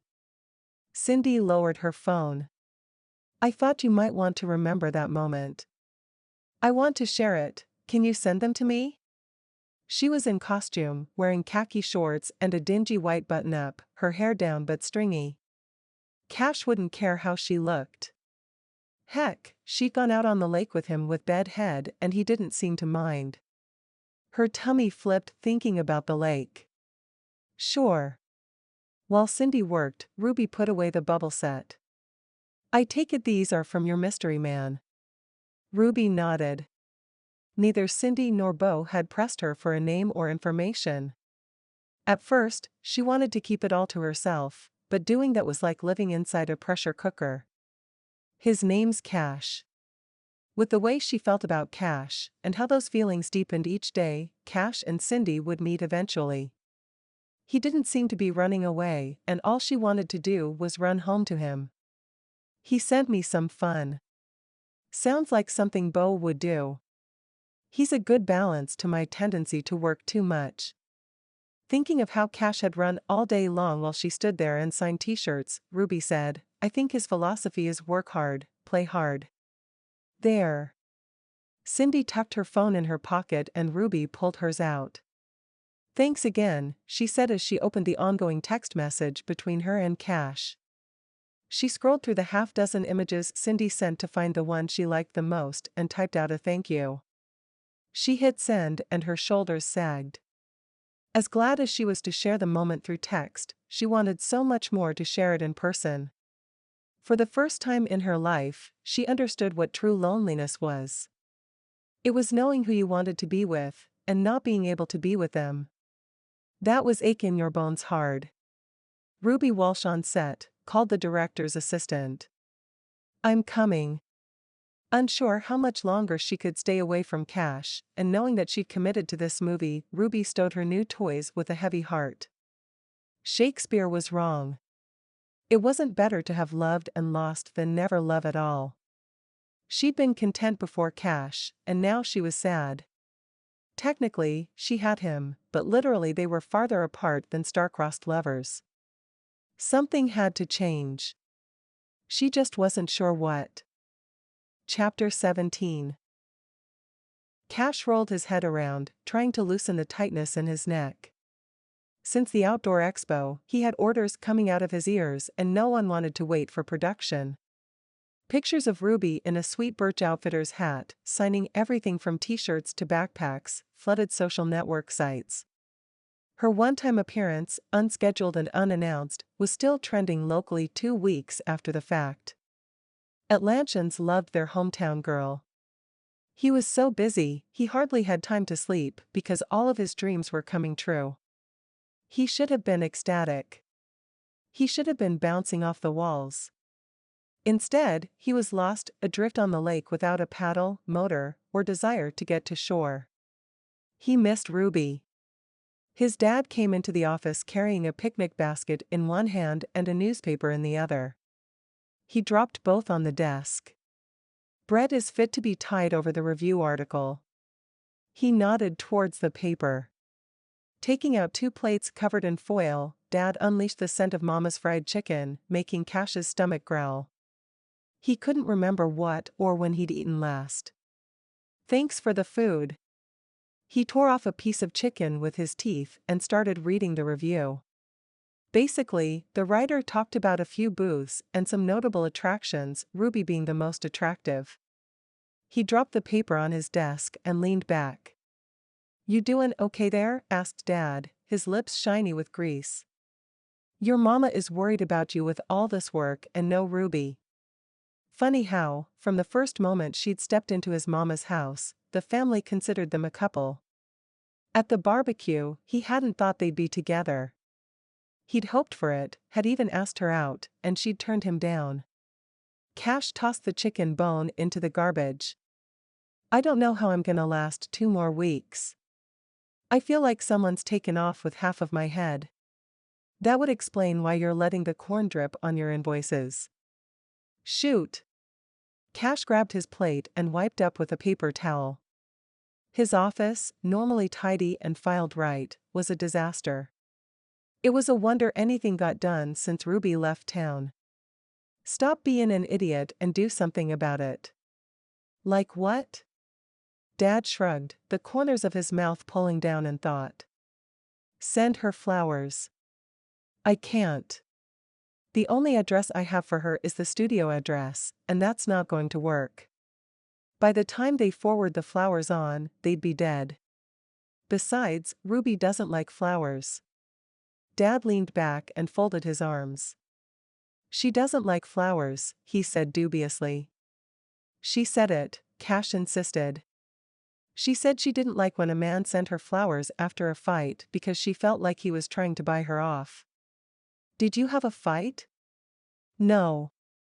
"Then send the darn flowers." Dad relaxed and picked up a biscuit. "Flowers, for no reason, are the universal sign for I'm interested." "She knows I'm interested." Dad handed him his phone. "Send the flowers or I'll give you something to be interested in." "Fine. I'll prove to you this is not going to work." Cash lurched towards his computer, searching for a phone number for Night Studios. The phone rang once, and then, "Hello, Night Studios. How may I help you?" "Hi, I'm Cash Lowell. I'm, seeing Rubi Walsh. I was hoping I could send her some flowers. Can I get an address for the set in Utah?" He added the last bit so the woman would know he knew where Ruby was. Wait, maybe that was worse. He scrubbed at his hair. Dad held up his hands and rolled his eyes, telling Cash he sounded like an idiot. Like Cash didn't already know that. "I'm sorry, I can't give out that information. Thank you for calling and have a lovely day." The line went dead. That was a bust. Dad came around the desk and pulled Cash up by his collar, pushing him towards the door. Cash was 2 inches taller than his dad and about 30 pounds of muscle bigger, yet he let the man haul him around like he was still a skinny 12-year-old. Probably because when your dad grabs you like that, you are 12 again. "Hey," he protested as Dad slammed the door shut behind them. "If you let a little thing like this stand in your way, then you aren't the man I raised you to be. You get yourself down there and don't leave until you know where to find your girl." "Okay." Cash held up both hands. He had a ton of work to do, but he wasn't about to argue with his father, not when he used that tone, and not when his dad was only pushing him to do something he already wanted to do. He made short work of the drive to Night Studios and parked. His face was already burning with embarrassment from his phone call and the thought that he was about to face the woman who had hung up on him. He vowed not to mention the conversation ever again. The glass door opened with a whoosh, and cool air hit him in the face. He surveyed the room quickly. The place was big, with enough space for the buffet lunches Ruby told him about. There was a cluster of couches to the left, and in the center of the room was a circular counter. The older woman working the phones had gray curly hair that came to her chin, soft skin, and plenty of wrinkles. There was a plate of peanut butter cookies on the counter. They had the telltale fork imprints of someone who knows how to make a good cookie. Cash strode to the counter with purpose in his step. He wasn't leaving until he had the information he needed, because he needed to connect with Ruby, and the only way to do that now was through digital means. And that just wasn't cutting it. The bubble set was great, he loved the pictures she'd sent with the thank you. But he wanted her to know he was interested, very interested. Crap, he'd spent his marketing nest egg on flowers if that's what it took to tell her how he felt. What he really needed to do, what he wanted to do more than anything in the world, was hold her in his arms and kiss her soft, luscious lips, and just breathe her in. Sometime, between her driving him crazy about Trent and driving him crazy with her kisses, Ruby had become his anchor. Their 4 phone calls and dozens of texts weren't doing it for him. Hi. Cash smiled, trying hard to put off a sense of being normal. How's your day going? He glanced at her nameplate. Daphne? I'm doing just fine. And how are you, sir? Good. Good. I'm Cash Lowell, but my friends call me Cash, please. Cash, she replied with reservation. He spread his hands and rested them on the high desk, leaning forward slightly. Really though, I'm not doing too well, Daphne. I've got a problem with my heart. She leaned away. I'm sorry to hear that. She wasn't warming up to him. He scrambled to come up with something better, but he was such an idiot with these things. A security guard approached from the hallway, his long fingers hanging by the taser on his belt. Had Daphne alerted him? Was he scaring her? He wasn't trying to. Sweat trickled down his back. This was a mess. Yeah, you see, this woman swooped into my life not too long ago, and she worked her way right in here. He tapped his chest with 2 fingers. I can't sleep, I forget to eat, and I can't get my work done. She's all I'm thinking about all day and all night. Isn't that sweet? Daphne nodded. I was hoping you could help me out with my heart condition. I'm not sure what I can do for you, Cash. Her eyes went to the guard, who now stood within 5 feet of the 2 of them. Tossing distance. Shoot. Cash reached for his phone. I've got her name and number right here. I can call her and she'll vouch for me if you want that. I'm sure she would give me the address to their site, but you see, if I ask for it, then she's going to know something's coming and I kind of want to surprise her. Daphne's lips went white, she pressed them together so tight. Cash could picture her zipping them up and throwing away the key. Please, he said quietly. I told you on the phone, I can't give out that information. Cash's shoulders fell and he dropped his head. I can, came a chipper little voice behind him. Cash spun to find Carolyn grinning like a fool. What are you doing here? He asked. Ruby asked me to deliver some things. She handed 2 envelopes to Daphne. Cindy's secretary should know what to do with these. Thank you, Carolyn. You're looking good. Daphne was all smiles and warm welcomes for Ruby's sister. Cash scowled before he remembered that he could still use her help. I recently lost 180 pounds of stupid, said Carolyn. Cash laughed. That's one way to look at. He smacked the counter. I've been busy too. I took out 180 pounds of trash. Yes, you did. Carolyn pecked a kiss to his cheek. Thank you. Cash warmed, knowing he'd done a good thing. I was happy to do it. You're better than him. I didn't believe that until recently. She rubbed her hands together. Now, what is it you need? I need Ruby, he blurted. He widened his eyes and lifted his hands. I mean, I want to send her flowers. Carolyn shook her head. Do you really want to send my sister flowers? She said flowers as if they were dead fish heads.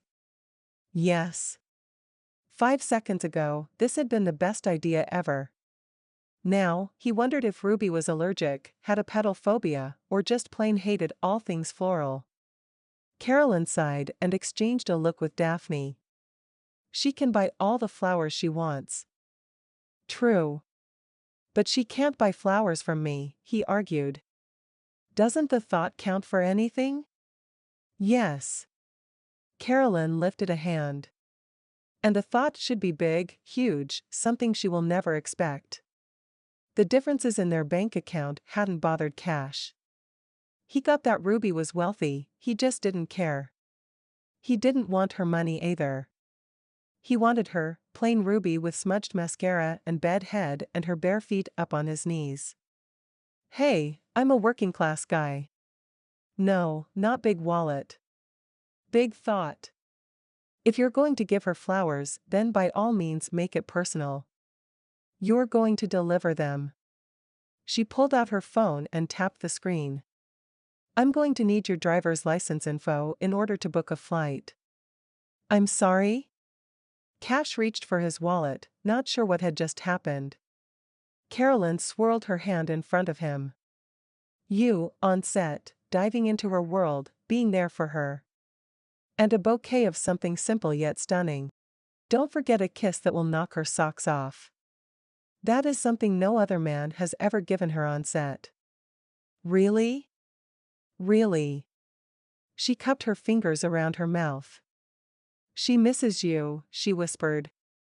Cash groped for the counter, overwhelmed with the idea that Ruby missed him as much as he missed her.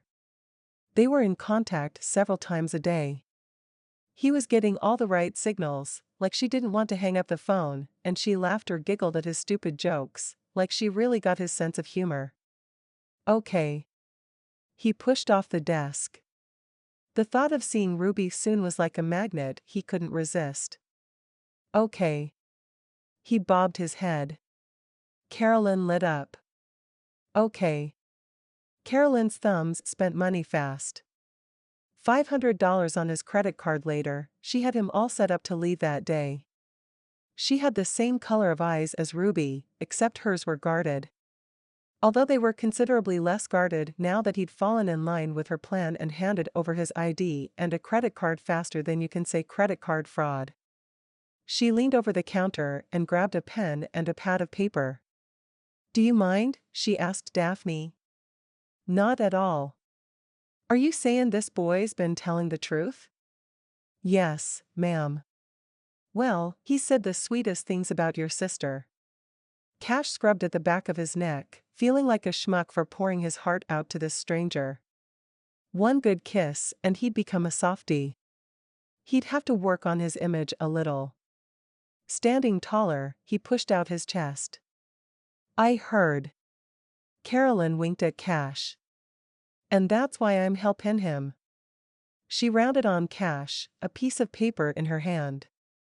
If you break her heart, I'm coming after you. Understand? Understand. He wasn't joking. Ruby asked him about kids and where he saw himself in 5 and 10 years and where he wanted to retire. They talked about finances, about his vision for his business, about folding towels and closet space. She apparently needed much more than he did, which was fine with him. He needed a man cave for his hunting and fishing gear. They went over food preferences, almost all the same, except she hated any food with seeds in it, including jam, and he hated peanut butter, which she claimed was just plain wrong. He knew more about Ruby than his last 3 girlfriends combined. And he wanted more. Carolyn sent him on his way, and the next thing he knew, he was racing home to pack with a bouquet of lilies in the seat next to him. Chapter 18. Ruby, you have to look at him with couples confidence. Couples what? Ruby leaned closer to the director. They were halfway into week 2 of their 3-week schedule, and she couldn't wait to get back home. There was a slim chance they could wrap up a day early, and she was doing everything in her power to nail every scene. The sooner they were done, the sooner she would be back in Georgia with cash in reach. Couples confidence, said the director. It's that knowledge that he's going to stick around until the day he dies, and you'll do the same. You trust him, he trusts you. None of this, he waved to the pieces of gold, the rubies, the sapphires, and the scrolls surrounding them on set. Matters unless you can have him first. Like Cindy looked at Beau. The two of them wandered around the small production city in the middle of the desert like they were starring in a romance novel, with all their longing looks and stolen kisses. Ruby could copy that. Got it. The director headed back to his chair. He had on a tan vest with 100 pockets and pens in every one. Ruby rubbed her lips together and then smiled at Beau. Couples confidence, is that a real thing? If you don't know, then you've never had it. Beau took a sip of water and hid the bottle behind one of the props. Not that I'm a guru on the subject or anything. Do you feel that with your mystery man? Even though she'd given them Cash's name, Beau still called him her mystery man. Ruby didn't mind. Although, Cash was much less of a mystery now than he had been 2.5 weeks ago, thanks to their nightly phone calls that went on so long she finally understood the benefit of unlimited talk and text. They'd covered every sensitive subject she could think of, including a few Beau had come up with that had her soul searching for answers. Their beliefs weren't always the same, but they had been able to discuss them in a respectful, thoughtful way that gave her a sense of peace when she thought about being with him forever. She smiled at Beau. I do. And, I'll tell you this, 17 days is a heck of a long time to be apart. Beau sagged. Tell me about it. Cindy had left 2 days ago to scout a location up north. They'd originally planned to film on the banks of the Dead Sea, but with the political unrest in the area, Cindy felt they should look for a viable alternative. The Great Salt Lake was an option, and there were several production companies in the area they could work with. Not only would they be safer on U.S. soil, they'd save millions of dollars not having to ship and store their equipment, backdrops, and people overseas. Ruby appreciated Cindy's concern for their safety, but Beau had sulked around in her absence. He was always a professional and did a great job when the cameras were on, but there was no mistaking his long face as soon as the director yelled, "Cut." You've only had 2 days to miss her, you big baby, she teased him. Yeah, but we've been together longer than you and Mystery Man, so that makes it harder, he argued back. Ruby rolled her eyes. She'd gotten pretty close to Beau and Cindy. They let her ramble on about Cash and were a safe deposit spot because they wouldn't go blabbing to the tabloids. She had officially turned into a fangirl and was completely, ridiculously, happy. Okay, people, back to one, called the assistant director. Ruby looked down at the black tape on the ground that she and Beau were to share. This scene was the big kiss scene. The final cut would include sweeping music, dramatic lighting, and close-ups. Out here in the desert, it was all a little anticlimactic and planned. Beau placed his non-camera arm around her. This okay? He asked. Hang on. She adjusted her shirt so that he wasn't pulling the fabric. They shuffled a little, trying to fit their bodies close enough together for the shot. Ruby leaned back, feeling like she should shove him away, but corrected herself. This was work. There was nothing in this kiss besides the camera angles and the technical direction. They'd even already rehearsed it half a dozen times. Besides, the sooner they got this done, the sooner they could move on to the next scene, and she was one scene closer to Cash. Tanya scuttled over and pulled Ruby's extensions over her shoulder. She fluffed and arranged the curls and then tamed a flyaway. Thanks, said Ruby. Tanya winked at her. She stopped to adjust Beau's leather jacket and brushed the hair at his temples forward, then hurried away. They marked the scene and take, and the director yelled, "Action." What if it wasn't a room full of gold? Would you still feel this way about me? Asked Beau. His eyes searching. She placed a hand on his cheek. I thought I was searching for the treasure, but what I was really searching for was you. Getting past security wasn't as difficult as Cash thought it would be. Apparently, Daphne had called ahead and given the all-clear for him to have free access. The receptionist had turned out to be quite the romantic at heart. He wandered the mini-city of trailers, storage units, and tents, looking for any sign of Ruby. Everything was suspiciously not labeled. For all the equipment and backgrounds, there had to be someone who knew where things were. That didn't help him any. The few people he saw were all in a hurry and too far off to speak to. Action! The shout echoed across the area and bounced off the red cliffs. He sort of recognized those rocks as the ones Ruby had blown bubbles in front of, but he couldn't be sure. Everything was all twisty out here and his sense of direction was off. He wasn't lost, but he might as well have been. The sets looked real from the front and yet were all bare timber behind. His confidence wavered like the blossoms in his hand in the breeze. He was well out of his element here.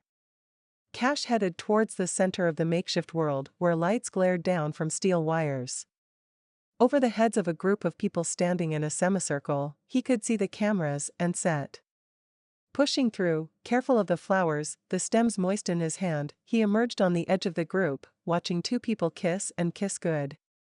He couldn't quite tell who it was, he rarely had time to watch movies or television these days.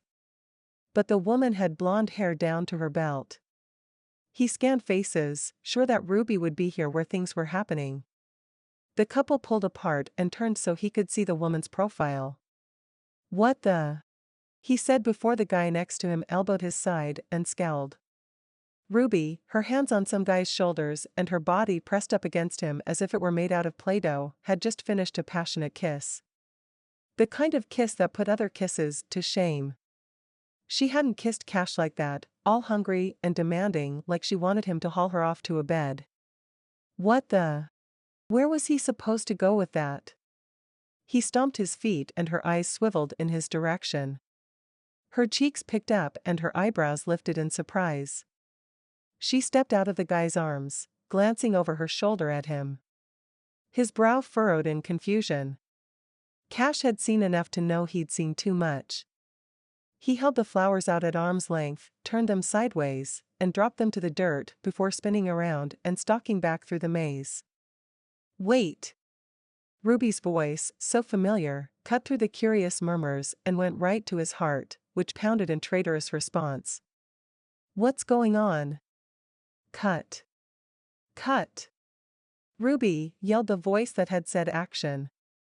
"Bo! Where are you going?"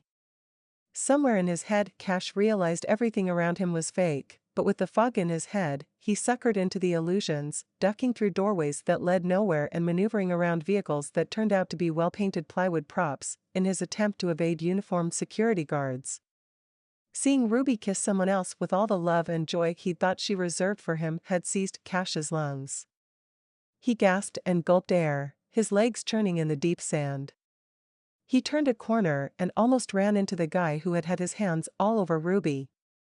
He was huge and Cash didn't care. On instinct, he ducked his shoulder and slammed into him. They thumped against a storage unit, making more noise than this place had seen in a week. Cash's hand was smashed between the bodies and metal.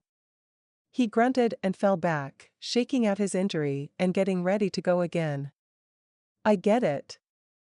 I get it," said the guy who Cash now recognized as Ruby's co-star. "I didn't deserve it, but I get it." "Get what?" Cash shook out his hand. "Dang, that hurt. I get why you want to hit me. I do." He held up both hands. He wasn't any worse for wear. "But you really need to settle down and listen to me." Cash sneered. "I don't want to hear anything you have to say." "Fine, at least talk to Ruby." Cash's sneer disappeared. He kicked the side of the container, making a loud banging sound again.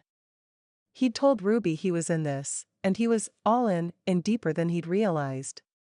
She'd been so reluctant to get close to him, but he should have been more worried about falling for her. Why? Because she's in love with you, stupid. At least, I assume it's you. You're Cash, right? Cash wasn't in the mood for introductions. She kissed you. He threw the words out like a bag of smelly trash, not wanting to deal with them and unable to leave them nearby. Beau held up his hands and spoke evenly. That wasn't kissing. That was acting. It's all about camera angles and technical crap. It's not real kissing. Cash pressed his fingers into his eyes. It looks real. That's because I'm good at my job, said Ruby. She stepped out from behind the storage container, biting her bottom lip and looking every bit as beautiful as she had in a ball cap with a black marker in her hand. Your hair's long, he said with accusation. He was still working his way off the adrenaline and she had no right making his hands want to reach out and hold her close. She fingered the ends. It's extensions, fake. Like that kiss. Cash. He cupped the back of his neck, wanting so badly to believe what he heard and not what he saw. Are you saying there's nothing here with? With. Beau, said the guy. He reached in his pocket and pulled out a small white leather box. As soon as Cindy gets back, I'm giving her this. He cracked the hinges to reveal a giant ring that glinted in the sunlight. I love her more than I've ever loved another, including myself. He smirked. Ruby folded her arms. Now that's saying something. Beau laughed. Don't I know it? He clapped the box shut and put it away. No offense, but I don't want your girl, man. He took a few backward steps. I'll let everyone know we're officially on break. Ruby nodded. Cash ran his hands through his hair. This is not how I'd thought this would turn out. He looked around for the flowers before remembering the way he'd dropped them. Cringing at his bad behavior, he fell against the cold metal storage unit. Jealousy wasn't a familiar feeling and he hated the way it left a bad taste in his mouth. Ruby stepped closer. She tipped her head. Then try again. What? Reset the scene. She tugged on his shirt, bringing him closer and reminding him of the way they fit together just right. Cash surprises Ruby, take 2. She held up 2 fingers. Cash cupped her elbows, unsure of where or how to bridge the gap he'd made but unable to resist the pull between them. I've missed you. That's a good start. She released a breath and, as if that was all that had stood between them, melded against his body and slid her arms behind his neck. His hands went to her sides and his head dipped so he could breathe in the lingering perfume behind her ears. I can't believe you came all the way out here for me. Her fingers traced through his hair, leaving electricity in their wake. Are you kidding? I'd circle the world to get to you. Oh, good line. Who's your scriptwriter? She teased with a kiss to his jaw. The electrical current shot right through his bones and spread down his chest, giving the desert air a new level of heat. It all comes right from the heart. I can't make this stuff up. He couldn't stand it any longer and kissed her soundly, his fingers getting caught up in her hair. There were all sorts of things in there he hadn't felt the last time he kissed her, things that made her hair longer and got in his way, and he didn't care. I like it, Ruby murmured. The lines or the kisses? All of it. All of you. She pulled him down, bringing their mouths in perfect alignment, and let him know just how much she had missed him. After expressing their feeling completely, and in their entirety, including a few emotions Cash was just figuring out, they pulled apart, gasping. Cash brushed her hair over her shoulder. You know what's killing me? He dropped his forehead to meet hers, hardly able to be inches apart now that he'd finally gotten her in his arms again. What? That, because I interrupted, you're going to have to kiss him again. Ruby sucked in through her teeth. Cash, this is my job. I know. I know. I'm having a hard time separating what we have, he kissed her quickly. from what I just saw. She slipped out of his arms, taking his hand. Then come watch. Come see how very unromantic it all is. I don't know.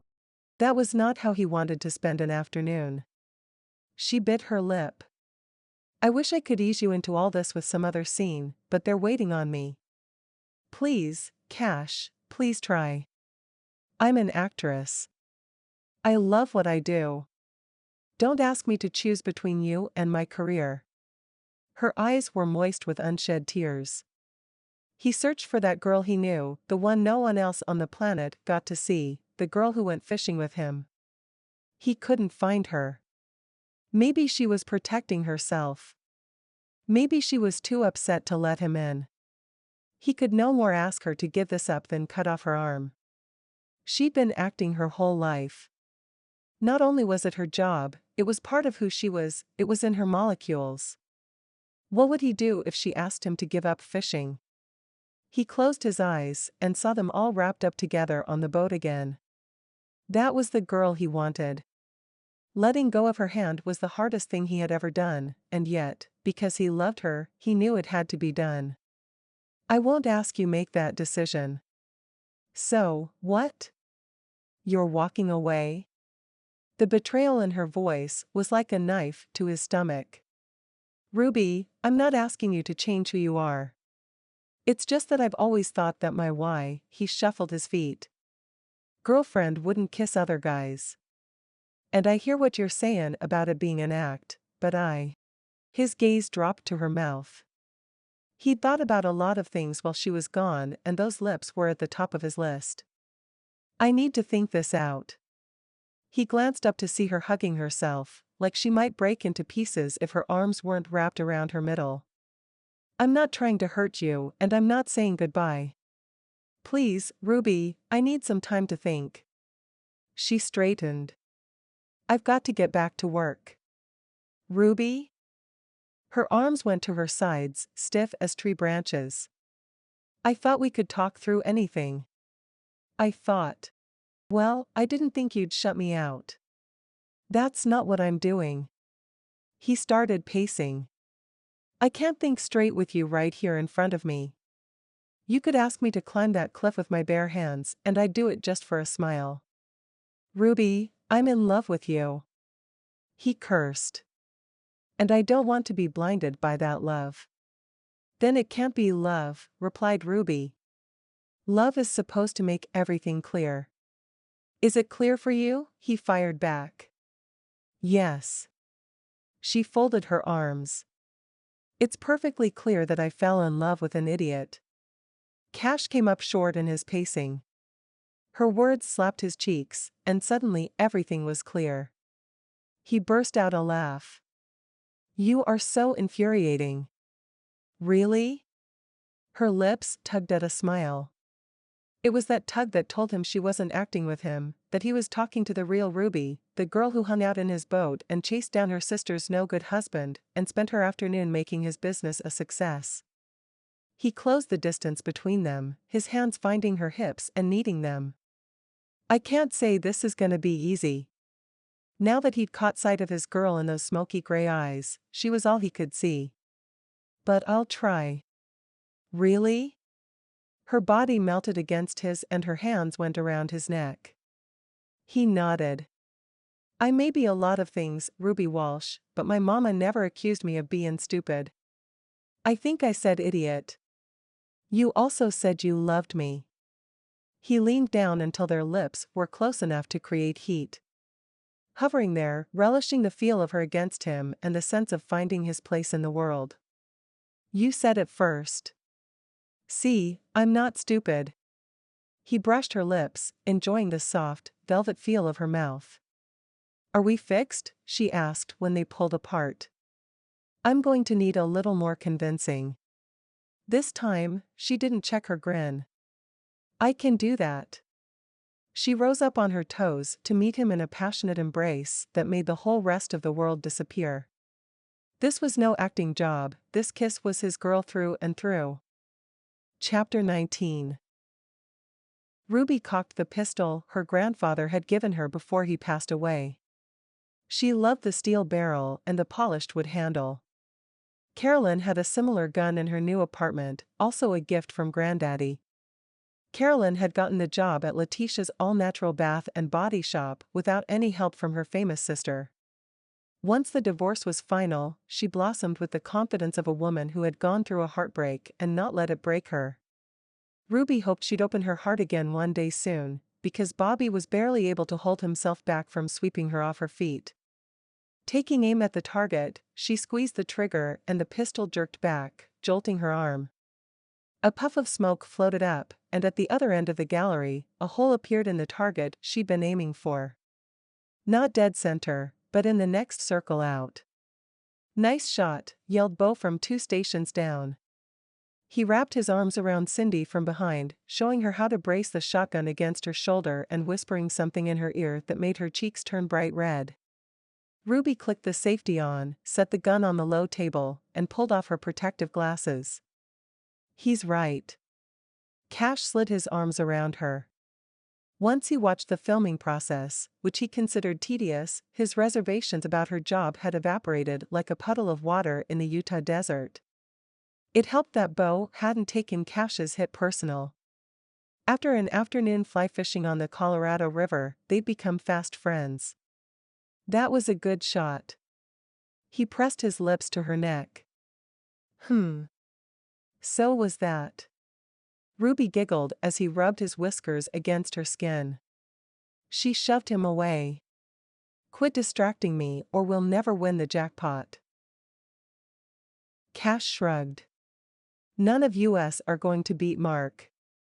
He jerked his head towards the station on the end, where Mark Dubois fired off 5 rounds, tearing up the bullseye on the target. His wife, Allie, shook her head. Ruby and Cash had double-dated with the theater owners several times. They were a great couple, down to earth and easy to hang with. Ruby bought season tickets to the Magnolia Theater and they went to every premiere, with her parents. Cash agreed to go because he loved his woman and she loved her mama and daddy. After a couple shows, he didn't mind it so much.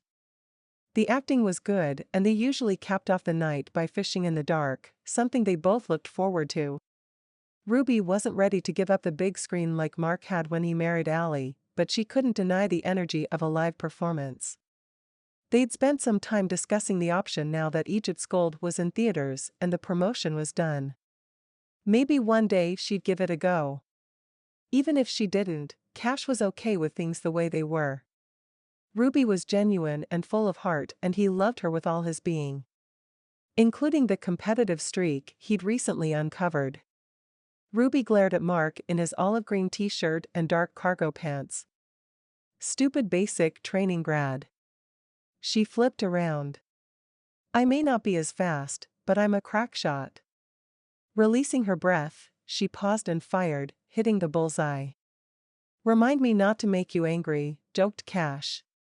"Mind if we set up here?" asked Letitia. She dropped a bag on the table between them and Mark. "Go ahead." Cash smiled at the Peruvian model, who was more of a besotted new mom than a runway snob. "Are you guys coming out to the lake this weekend?" "Wouldn't miss it," answered Anthony. Some guys would have gone nuts meeting the brave star, but Cash had shaken hands and asked if he fished. When Anthony said that he hadn't in years, Cash immediately invited the couple and their baby boy out on the lake.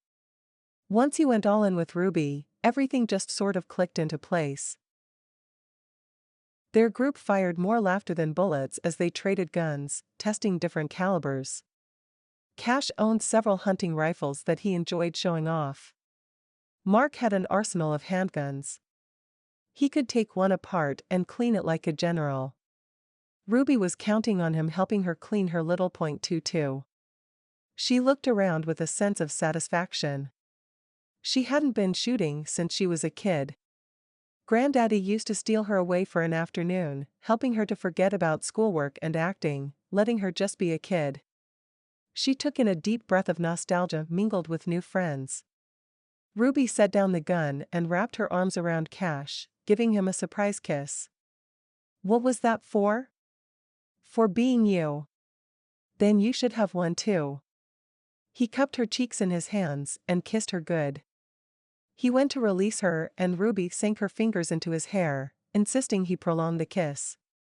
She'd always been a confident woman, but being held by a man who was in love with every part of her brought so much more into her life than she'd ever dreamed. Atlanta was home once again. This time, she was here to stay. You've been listening to Spotlight Proposal, a starstruck contemporary romance by Lucy McConnell. Narrated by Christina Dymock. Welcome back. I hope you enjoyed your time with Ruby and Cash. They are one of my favorite couples because they are so good together when they're together. If you enjoyed this audiobook, please hit the like button, leave me a comment, and subscribe to the channel for more audiobooks. I upload one per week. Hopefully that's enough to keep you entertained for a little while. And I'll see you on the next audiobook. Thanks for listening.